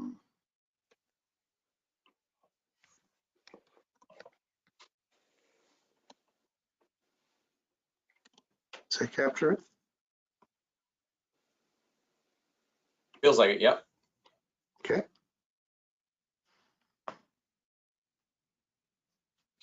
Anything else on the existing not-for-profit? Well, Go ahead, Alain. if it's a charitable organization, it could fundraise. It may, depending on the existing nonprofit, be in the position where it can do that. Though I would say that if they're an existing not-for-profit with a charitable purpose, the charitable purpose would have to match our charitable purpose, right? You can't just, Yeah. Take a donation and do whatever you want with it, right? So yes, there might be a shovel-ready charitable organization, but most of them, and this would probably go on the con side, most of them already have a mandate. Like they don't exist to wait for us to ask for them to run an aquatic center, right? So I'm not sure that it actually, an existing not-for-profit that would be ready to do this actually exists. It might be like the Loch Ness Monster. Might be stretching it, huh? Yeah, you might see it in a picture, but I don't know if it actually exists. Any other comments, suggestion, pros or cons? No, Jeff, you Okay. got it. Yeah, go All ahead. right. Okay, so we've explored all of the options that we had on our initial list. Did anybody come up with another option while we were having all this discussion, or have we exhausted the options? I don't see anybody with their hands up or anything. No, Okay. that's it. So We got it. let's go back. All right, so let's go back to the initial list. There it is. We've looked at each of these and we have a slide for each that lays out the pros and the cons. Do we want to so I guess the question at this point is, after having that discussion, it is this committee that will have to make a recommendation through to the owners on who we should approach to reopen 275 Main Street. Do you feel that this discussion leads you to a preference on that recommendation? Or if not, what additional information would you need in order to make that decision or recommendation, I should say? Go ahead, Trevor. Right, and to Jeff's point, you can never have enough information, but in my mind, I do think we do have enough, given there's a starkness to the lists in terms of the Mariner Center being the front runner. Really, I mean, it's an existing board. All three municipalities have representation there. There's documentation around its function. We just had a governance session done. Has a professional staff person that is a resource for building a plan, or leading the building of a plan, and close connection with the CAOs, and on and on and on. So, I mean, time is of the essence. I mean, we could ask you as staff to go out and flesh out these other options, see if there's a not-for-profit out there, see if there's a private option. We've been talking about this for some time. If there's a private operator that had probably approached us, perhaps. And again, if we were to go through the RFP process, that would be months and months and months. So in my mind, and correct me if I'm wrong, please, I think the start choice is the Mariner Center. If they would take it upon themselves to the board to do this good work, I'd be very, very supportive of making that a recommendation. So I won't make that a motion formally until certainly other people have had a chance to speak their mind, but it's pretty clear in my mind. I may be mistaken that that's the best way forward at this juncture. Very good. We have a motion on the floor. Good. Before we discuss, do we have a seconder? I'll second that. Seconded by Steve. Okay, well, we've got that. Let's get the discussion going. Yes, Daniel. So I guess my concern is I agree in principle with what Councillor Cunningham's saying. There's got to be something in there with the collaboration with the Recreation Department. Like, you know, I guess, So can I, sorry. go ahead. Go ahead, Jeff. So so this question is the who, and Daniel, I totally agree with where you're heading. And so just to be clear on what the next step would be. So if we recommended that Mariner Center would be the operator of choice and the owners agree, and we ask Mariner Center to take this on and they do, the first thing they have to do is develop the business plan. What exactly would they do? And what would the cost be? And I think in there is where we would expect to see within their business plan that it's going to be that collaborative model around the programming. They would identify who they would collaborate with, and that would obviously reduce their cost of delivering the programming. That's where I'd hope to see that. Does that make sense to you, or is that just too far out? No, I think that's where I guess that's where I was trying to get to, Jeff. Yeah, I think what you're saying there is Trying to say. Yeah. Okay. Jeff or Dorham, I don't know which one should answer this. Probably Jeff, maybe. If let's say this motion went, that the next step would be a letter to the board. That's how you usually would do it. So no, this is just an advisory committee, right? So, oh, yes. This advice has to get accepted by the owners and funders of Mariner Center, and they would have to, I don't know, do we have the authority to task Mariner Center? I think we probably do. I think they might be a willing recipient of this task. But it needs to go back to the owners, right? It needs to go back to the owners, and we need consensus on that before we could go forward with it. So the decision process here is we make a recommendation. Because we're a subcommittee of the steering committee, it needs to go to the steering committee, who then needs to make a recommendation to 3 owners. So in order to get a decision, we need 5 yeses. A yes here tonight is only the first yes. Very, very good. I follow you now. I wasn't totally understood. Yeah, it makes sense. Any other discussion on the motion on the floor? If not, and I think Daniel, I think from what you answered, you feel good about that where it would go. Very good. Okay, if there's no other discussion, Alain, did you have a comment, or did you just? No, very good. Okay, we're ready for the question. All those in favor signify by saying aye or raise your hand. Aye. Okay, my nay. Motion carried. Very good. So we've made that. That's a huge move. Jeff, thank you so much. My gosh, I would have probably stopped after a couple of notches down on the list, but you know what? Really, I'm glad we went through the whole thing, because, yeah, I've certainly learned some stuff that I took for granted, and yeah, it's brought that conversation, went well into a lot of things. Alain, go ahead.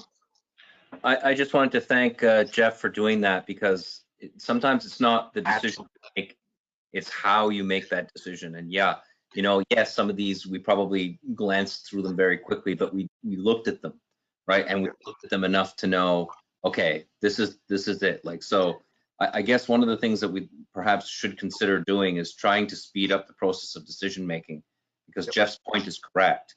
It goes from here to the steering, and then steering to the 3 units. We don't have a lot of time.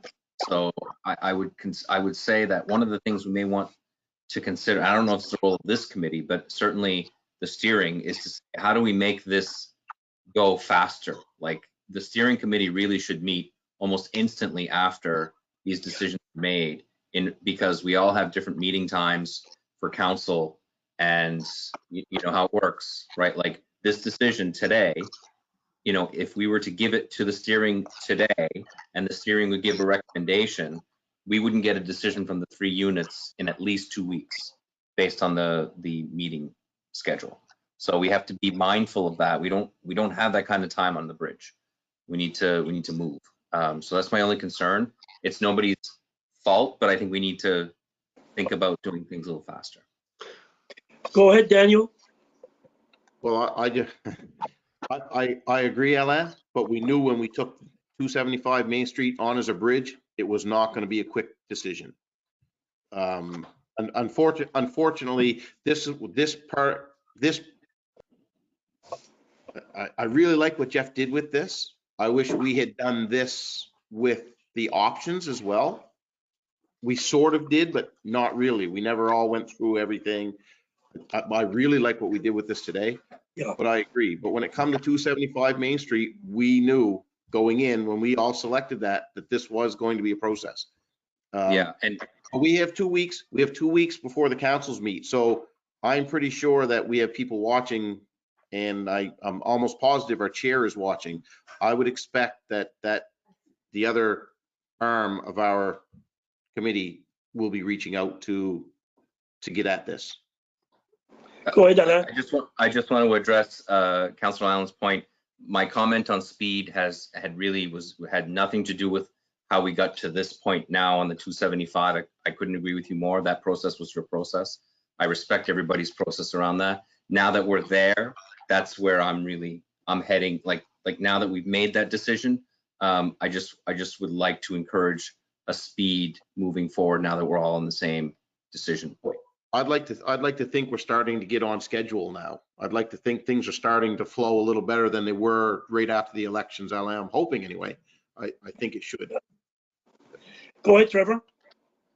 Yeah, it seems reasonable to me that we'd, certainly ask the main committee to meet as soon as possible, so they could receive our recommendation, and then subject to that committee's approval and the asking of the 3 municipal units to approve. I couldn't see why the 3 CAOs and 3 wardens couldn't get together and have our respective councils meet, call special meetings to move forward with this as quickly as possible, because I don't want to spend any more time. If we made the decision and it's a matter of moving it through the process, which it has to, of course. Let's do it as quickly as possible. I think all the facts are out there around the choice, and it seems clear. So I don't know how much more debate, will transpire moving forward. I doubt much. So it's a matter of moving through the process and having the Mariner Center, giving the Mariner Center the ability to start this important work. Thank you, Trevor. I would like to say something. This is a great committee here. You guys, you put it on the table, you say it like it is. You know what? It's so great to see that. That's how we move forward. God bless it, the heck. You put your points, and we debate it, and then we move forward. Guys, you're a great bunch. Jeff, anything else?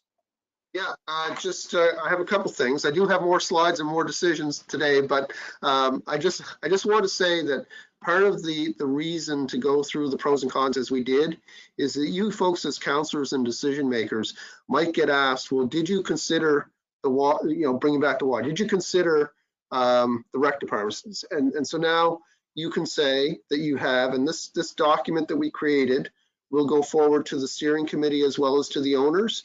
And so some of those pros and cons, all of those pros and cons will go forward as part of the information that others will have to look at. And you have the recording of this meeting to fall back on as well, is that we have had a pretty good discussion.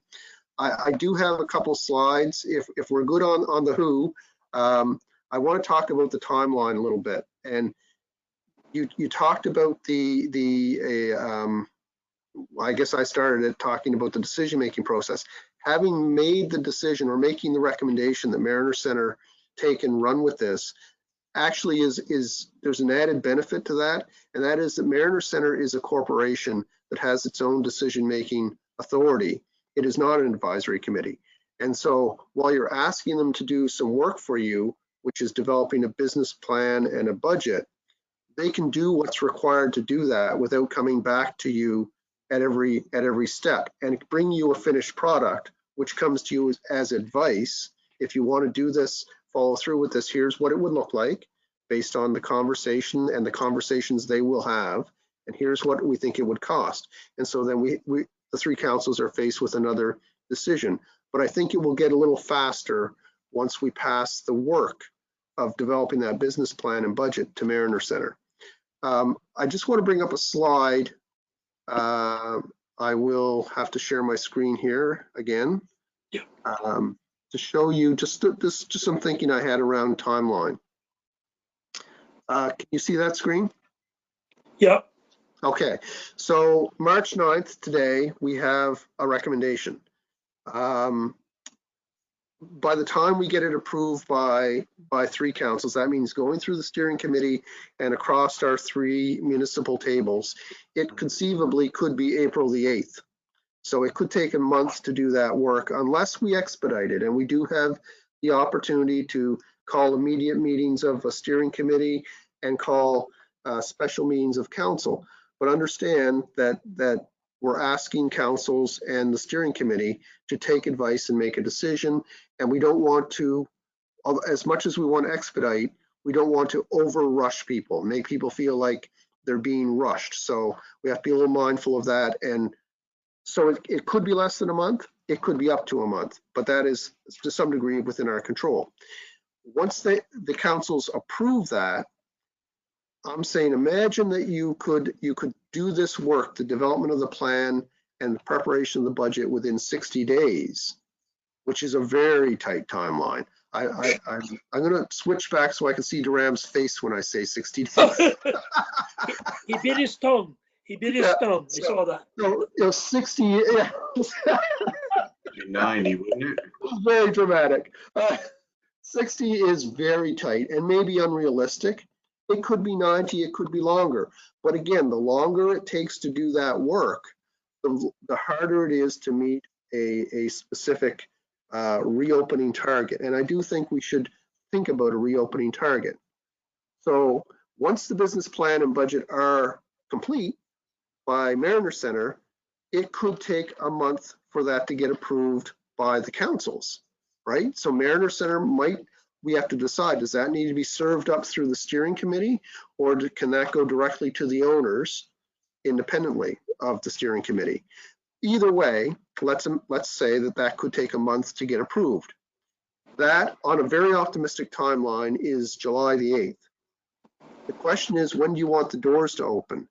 And keeping in mind that once you have the business plan and the budget, you don't have any staff, you haven't developed your policies, your program. You've developed a program on paper, but you haven't hired your programming staff or developed the program. You haven't put water in the pool. There's lots that needs to be done. I had talked to town council about, and Steve knows this directly, about September 30th. But on this slide, I put some stars in because as I look at this timeline, I think this gets incredibly tight, and we have to take every opportunity to keep it tight. But I do think we need to set a target for reopening. So if that were September 30th, there is no time to waste. And that's the message I want to deliver with this slide. Go ahead, Daniel. I see where you're going with it, Jeff, and you left out one big thing. Uh-oh. We got $175,000 worth of work to do to the building, according to the AmeriCorps report, before opening the doors. So Yeah. along with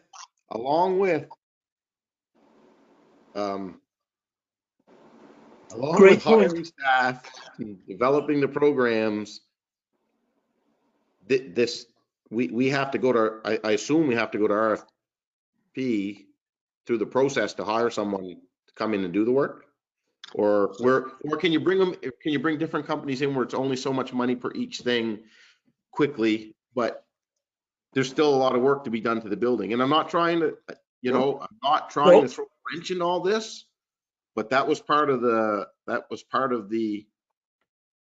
that's part of the job. Like that's unfortunately it is. It's there, and we knew that going in that 275 Main Street needed work as far as the building itself.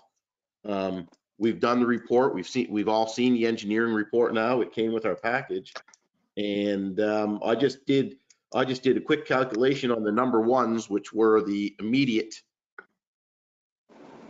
things. And it comes to 174,950. So I rounded up, if that's okay. So go ahead, Jeff. I'm just like, we can't forget about that part. Yep. And we're talking about, so our time frames, as much as we want to keep it condensed, and right now I think September is reaching. I'm more inclined to say October because, you know, getting people, unfortunately, it's not getting people to work. Getting people that are free enough to come do the work. And by free, I don't mean money, I mean time-wise. Because we all know what's going on right now in our area. Try and get a carpenter to your house. They're book solid. So unless you know something that I don't know, but that part has to be figured in there as well. So there's more than just the programming aspect. There's also the capital aspect. Yeah. So if I could address that briefly, Guy. So, so we have, the town had purchased the building. We have engaged on a very part-time casual basis, a fellow who operated the building. Actually, he was part of the tour, Daniel. We took the tour months ago. Chris, lost his last name right now, but he has been basically checking the building for us, and he's been looking at some of these tasks, and as well with his knowledge of the building, talking to Mark Brophy about what would it take, what are timelines, that sort of thing. Mark is chomping at the bit, but what to get started, because we don't want that to be a holdup, right? If the community and we're able to get it open, let's say September 30th or Halloween, whatever the date is, we don't want to be held back by grouting tiles or whatever the task is. So, as soon as we can get agreement that we're sharing the cost to do this stuff, I don't feel like I have the authority, Daniel, at this point to give Mark a green light to go do work, because we haven't, as a group, really figured that out. And if it's going to be Mariner Center who are going to lead this, and we can agree on that, then Mariner Center can be tasked with working with Mark and Chris and figuring out how to get that work done as part of the work to get it open. But it is a big consideration. And I agree 100%, Jeff. It's just the point that we've been tasked with pursuing 275 Main Street, and I know I'm going to come across like a stick in the mud, and I'm not trying to. No, you're real. But no, once we do the business plan, that's got to go back for approval. And if that business plan doesn't get approved, we're back to square one. I don't want to assume, and maybe I'm just not a guy that's going to assume. I'd like to think that everything's going to come back in and go hunky-dory, but let's face it, if it's hundreds and hundreds of thousands of dollars, all three communities are going to look hard at it. Yep, that's right. And I, for one, I'm only myself, and this is what it came back to before when I said, like, I like to know what the costs are. I hate to say go ahead and start fixing the building 100% for sure that it's approved, that it is that building. And I think on that day when that approval comes down, we should be set to say, okay, here's our share of the money, like get cracking on it, so that all the other things should go together. When we're trying to staff it and we're trying to, once the business plan's in and we're trying to do the staffing and stuff at the same time, the carpenters, I'm hoping, would be able to come in and start doing the work we need, and it would flow smoothly. Yeah. So through the process, as if this goes the way it seems to be headed now, that Mariner Center is tasked with this, if the recommendation goes through, then I think it's important to your point that Mariner Center not do this in a black box, that Mariner Center do this with a lot of transparency to its own board and with stakeholders, with CAOs and so on, so that as it starts to develop and materialize, there's no shock value at the end of it. that we're so sort of ready for it when it arrives. We're expecting exactly what it is. Yeah, I would just like to add on and to the whole board here. Let's not forget and let's not rule out. We have a great person in Mark Brophy. Why do I say that? I've spoken to him alone a bit, and just to get what he thinks. And let's not forget, he's there. He's willing to jump in. He's been into this stuff before. I know, Daniel, what you're saying. We don't have any you know, a whole. We don't know for sure what it's going to cost when we start opening stuff, going into stuff. But by God, if we have a good guy there that knows what he's doing, I mean, he's been into projects in big money before he came here. Let's give him the benefit of the doubt. Let him, if Durham and them would want to use him, I would think they would. Bring this guy in. You know what? Let's put our faith into this guy. He's an engineer after all. That's my 10 cents worth. Any other comment? Go ahead. Anybody? Well, Go ahead, Daniel. I'm kind of argumentative, I guess, here, but No, you go ahead. No, hey. I'm not trying to Over say here. that not to bring Mark Brophy in. That I've Yes. got no problem with that, but Yeah, I'm just no. saying, you know, we did get a report, and even if we can shave some off it, Yeah. we can't shave it all off, you Right. know. And there was work that needed to be done to that building. You know, we went from I don't remember what the number was when we did the report for the YMCA down to from $1.5 million, I think, down to 699. But to get the doors open, it wasn't 699. To get the doors open was only 175 at the last. Thank you. To get the doors open, right? 699 over a few years. But, and I'm sure, you know, like you said, Mark's saying he can shave that, and that's great. But the point is, some of that work has to be done before those doors open. So I just don't know at what point we say, go ahead and do the work, because me personally, I want to see the business plan and I want to see what this is going to cost. Like Jeff said, I don't want any sticker shock. I don't want to say yes to getting the work done, and then all of a sudden the business plan comes in and I do like Duran did a little while ago, and I'm on my back with my hands over my head, right? Because I think, you know, we got responsibility to a lot of people to be fiscally, our mandate says it, fiscally responsible. So I just want to make sure that we are. We hear you, Daniel. No question. And I'm on board with you on that one. Go ahead, Jeff. Anything? No, I'm sorry. Steve, do you have something to add on? Mr. Brophy's on the line, is he not?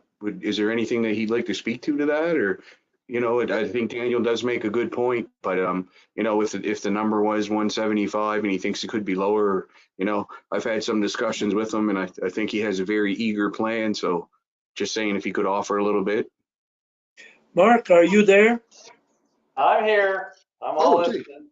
I don't think I would spend that full amount to get that thing open. If you've read and most importantly understood that report, this is a very good starting point of a building. I think the program and staff will take a lot longer than it'll take me to get that building open. But you know, where you gain time on any project is what you do in parallel. This is a linear project. You go step and the next step and the next step, next step. When you do work in parallel, you save time, and that's what needs if time is a driver. Very good, Mark. Daniel, would you have a question to him? I'm seeing your eyes moving, but again. No, I understand what he's saying. So as he being the town engineer and the town owns the building, are you guys willing to step up and do the work? And then when all the budget comes down, we just fill in the blanks later? No. No. Is that not a good, would that not, well, so here's the thing, Daniel, and this is what I've been saying to Mark all along, like, you know, is, you know, we need to have agreement. And you were right on the mark. We need to have agreement between the parties. Now we have agreement that we're looking at the viability. We have agreement on, or we're looking for agreement on the who, right, for the program and that. We do have a guidance document, and you know, I think we all have faith in Mark's ability to execute. But we have to know that we want to financially share that. So the town has, you know, we're over $300,000 into this, and we prefer not to go further on our own. So, but if the parties agreed that, in the interest, if without seeing the business plan or the budget, that you want to see some of the work proceed so that it's ready to open, we can do that. That's not a problem. It's just that you have to be willing to spend ahead of the business plan and budget. And I think I heard you say that's not something that you're willing to do. Well, that comes back to what I was saying, that I was waiting for the business plan and the budget, and then we've got to get the work in. I was just trying to say that let's not forget about the work. Like, I'm sure Mark will get in there and he'll be efficient, but we can't forget about that piece of work is all I was trying to say. Yeah. So I talked about, my ambitious timeline there mentions, a July 8th business plan and budget, and that might be unrealistically short. But, I think, Mark, you're still on there. From the time go to the time that you think, I mean, this is putting you on the spot, but from the word go to the time that you could have the building ready to open in terms of, any, filling the pool, any work that needs to be done there to the building, how much time do you think is needed? 1 to 2 months. Okay. But any lead time like deliveries, like for example, one of the items is light fixtures in the pool. They have an order time. If you're allowed to order them, that makes a difference. If you wait to July or order them, that hurts. That makes sense. Most of what you need to get started is routine maintenance. I grew up behind Cold Harbor Place in Cold Harbor, and every August it's a planned shutdown. They drain the pool, they do the work, they open up in September. Most of the stuff here is no different what Cold Harbor Place does. It's just routine maintenance. You just go do it. The big difference is between the two AmeriCorps reports is one was for up to 20 years. Now we're talking about to 5. Big difference. You're band-aiding, you're getting it going as opposed to fixing things. Big difference. That's why the cost comes way down, and the cost will come further down. Thank you, Mark. That's great points there. And any other? Go ahead, Steve. I'm just wondering, have we thought of a fundraising piece? We talk, Daniel brings out a big point about, being fiscally responsible and whatnot, but I know the former Y, as it's been brought up here, had the Y12 draw that raised its own money for its own causes to be able to, to fund it. If we're here talking about, Durham's got some work to do before we can get that money, could we possibly start the public fundraising campaign? I know there's a lot of people itching at the bit to kind of throw some money in there and get it going. If we had our own pot with the own money going into it, that we said, we will use this money for this, and this, and we got the ball rolling in that, maybe that would, slow up kind of the process. That's one of my biggest frustrations as a politician, is how long it takes to get things done, right? I come in here as green as can be and just, you want to take down the world, and it's like the things you put on the table. I mean, some of the stuff that I talked about in May when I got elected in 2019, we're still following through it. And to no fault to anybody, when you have public money and tax dollars, you owe it to your constituents to make sure we go through the processes we are. But at the end of the day, we need recreational facility. We need a pool, and anything we can do to facilitate that. So, I mean, I don't know if anyone's been in on, the Facebook and the Reopen the Y group, but I know there's some really, advantageous people in here who I think would jump on board. So if we could task them even or get them on board with raising the money, if the money is the issue, maybe that's something, you look at kind of the job that Skate Yarmouth did with the original Mariner Center. And, when us politicians are spinning our tires and can't get things done, sometimes other people step up. And if that's where we need to go, let's get her going and maybe put it out to the public, because there are a lot of people. I mean, we all receive those emails, right? And, we have the public on board. Let's reach out. Let's get this fundraising going. If it's the money, maybe that's the avenue to take. And, we can chuck in when we do our budgetary stuff on top of that, but at least it's going. And as Mark spoke to, that kind of the parallel work, when everything's going on at the same time, you get to the finish line quicker. So maybe that's something to consider. Jeff, anything to add on to that? No.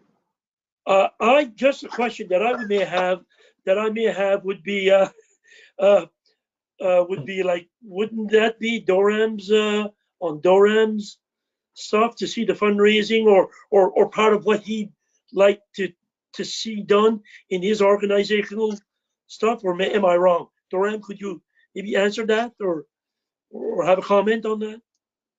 I definitely want to have a role in the fundraising. And so it's I think it might be jumping ahead talking about the bridge and fundraising in terms of my role. But I know Yes. if you know, I've been thinking about what is my role in these conversations. I'm now in 3. So all of a sudden a big chunk of my life is now committed to committee meetings, and I'm speaking to professionals, but what is my role in these meetings? If I can do anything, it's to take that 5 years down to 4.5 to maybe 4 years. And if that means where can I lean in, it will also bring clarity on where we are and what's next and what we can bring to the table. And I think helping rally around fundraising is part of that. I've been bringing in vendors on an updated website. And when we refresh that website, I see a good chunk of that real estate being dedicated to a forum or a platform for fundraising at some time in the future. So that's what I can comment there. The answer is yes. Dora, I'm sorry to put you on the spot there, but thank you. You're great. Thank you. Any other comments or? Okay. Hey, Jeff, go ahead. Okay, so we don't want to put a stake in the ground today in terms of what the timeline is, but I think just to be aware that everything we can do sooner saves us time and gets us to the finish line quicker, right? That's really the point. So you're not looking at my screen right now, so let me. Okay, so yeah, okay, so show you my screen. And there's no surprise here. This is just, I've already said this, so it doesn't add any value, but the what, in terms of what the program would be, is to come back from the proposed operator. So it's to be approved by the owners and funders in the business plan and with the budget. And we've talked about that. There's a point in this process that you know, it's kind of another milestone, another place for a very important decision for the councils.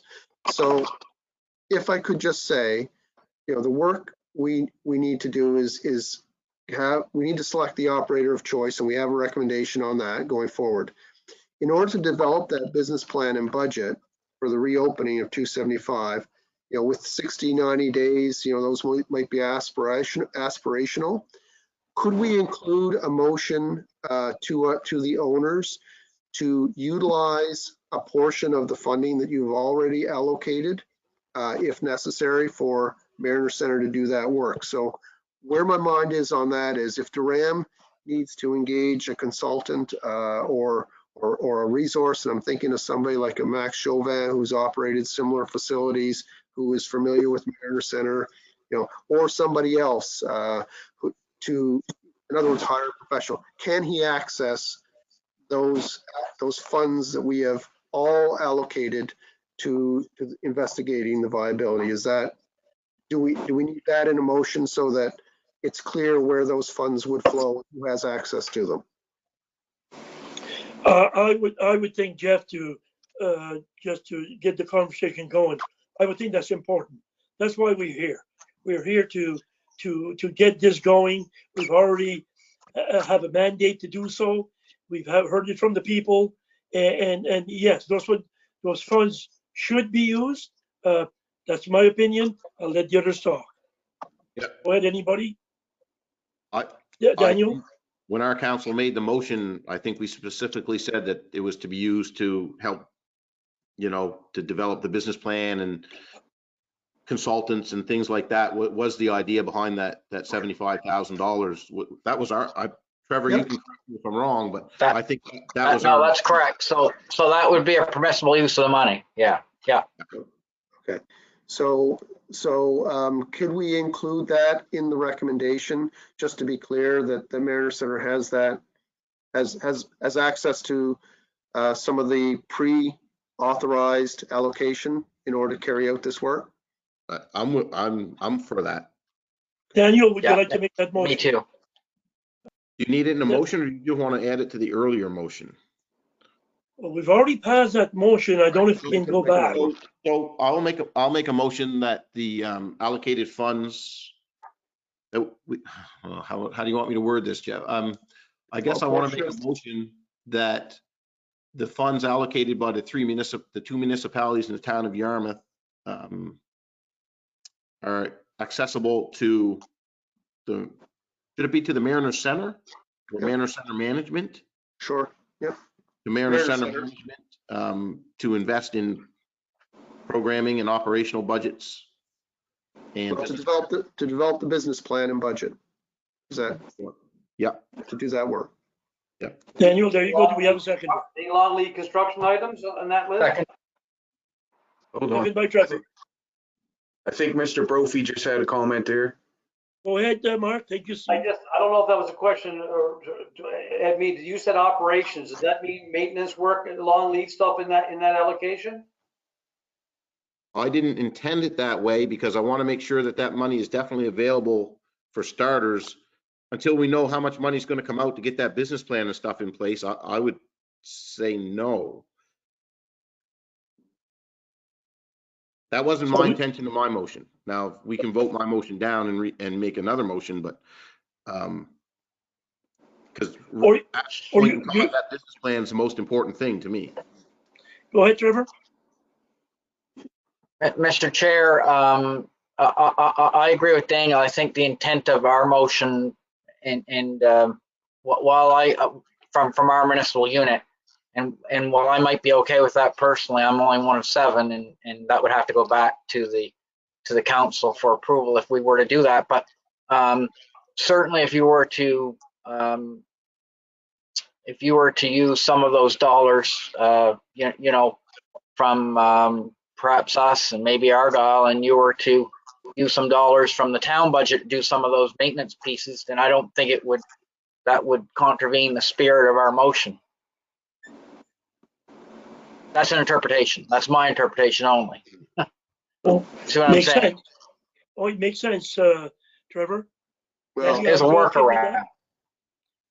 Yeah, I think so. I was just going to say, if the councils can agree to task Mariner Center with this work, then I think that kind of has to be looked at as part of the reopening, the business plan, and looking at those items. You know, maybe in the meantime, if there is a list of long order items that can be identified, we can figure out what the cost is and the cost benefit of actually making that order.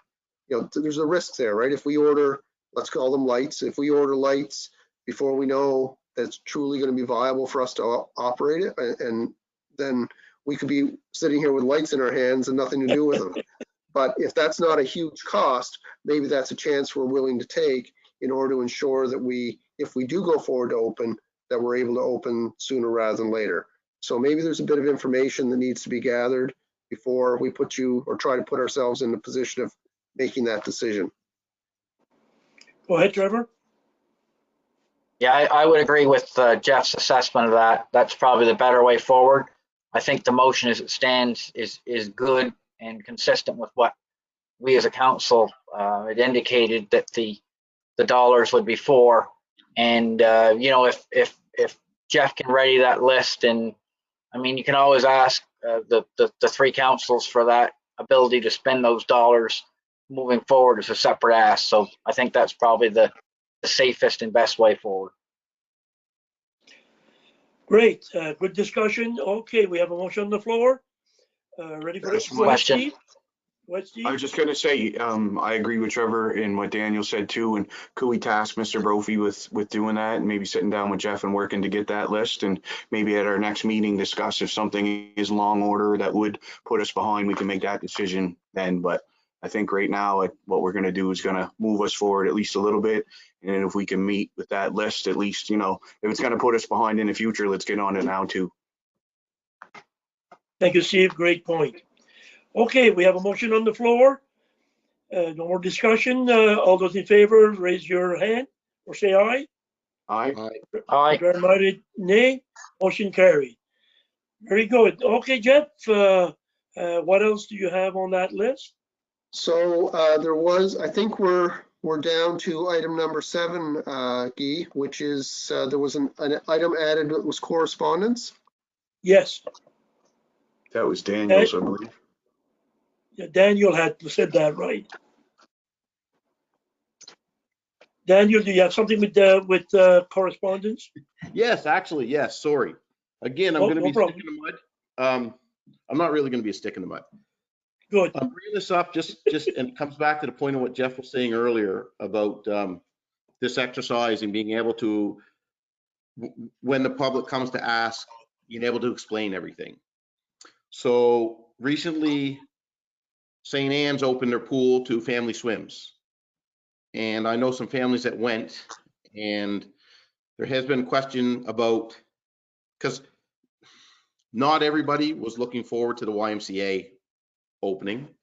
Other people just wanted to get into a pool. They didn't care what pool, or, you know, there was other sides. And some people have asked, like, how, you know, what took place. So I guess all I was looking for, Jeff, was, since you were the one that kind of reached out to the Grand and stuff, if it's possible just to get like some of that correspondence, so I can explain to people when they ask, like, you know, because some people are asking, why did we go 275? What happened with the other options? So it's just something to explain, be able to explain to some people that weren't not that they're not excited for the YMCA to open, or the 275 main, sorry, but they wanted to get into a pool before the Ember date that you had, right? So, yeah, so that's all. Nothing major. That's all. I was just looking for the information because Sure. I like to be able to answer the question with information as opposed to my thoughts. Yep. No, that's no problem. Thank you, Jeff. Thank you, Mr. Chair. Thank you, Daniel. Okay, the recap of recommendation number 8, Jeff, I guess from what I'm seeing, we have we've had 2 motions, and they'll be sent to the steering committee, and they'll be going ASAP as soon as Lindsay can type that out, I'm It'll be sure. tomorrow morning, and I don't know this platform well enough to know if Warden Cunningham is watching, but he is. Okay, so He is well aware. All right, I will email him in the morning, as I'll email you all copies of those typed recommendations. And I guess it's Guy, do you want to request the meeting from the warden, or would you just like me to send that off? I would like you to send that off, if you would mind, Jeff. With your consent, then I'll indicate that. Thank you very much. Okay. Okay, anything else that, being such a short meeting, we should, but you know what, it did us all good. Again, thank you so much, everyone, for pitching in. I know there's a lot, it is our hard work that's gonna get us there, and let's move forward. Okay, there's a motion to adjourn would be in order. Moved by Daniel, seconder. Second. Seconded by Steve. All those in favor? Aye. Aye. Aye. Great. Thank you, everyone. Thanks, everybody. Good night. Thank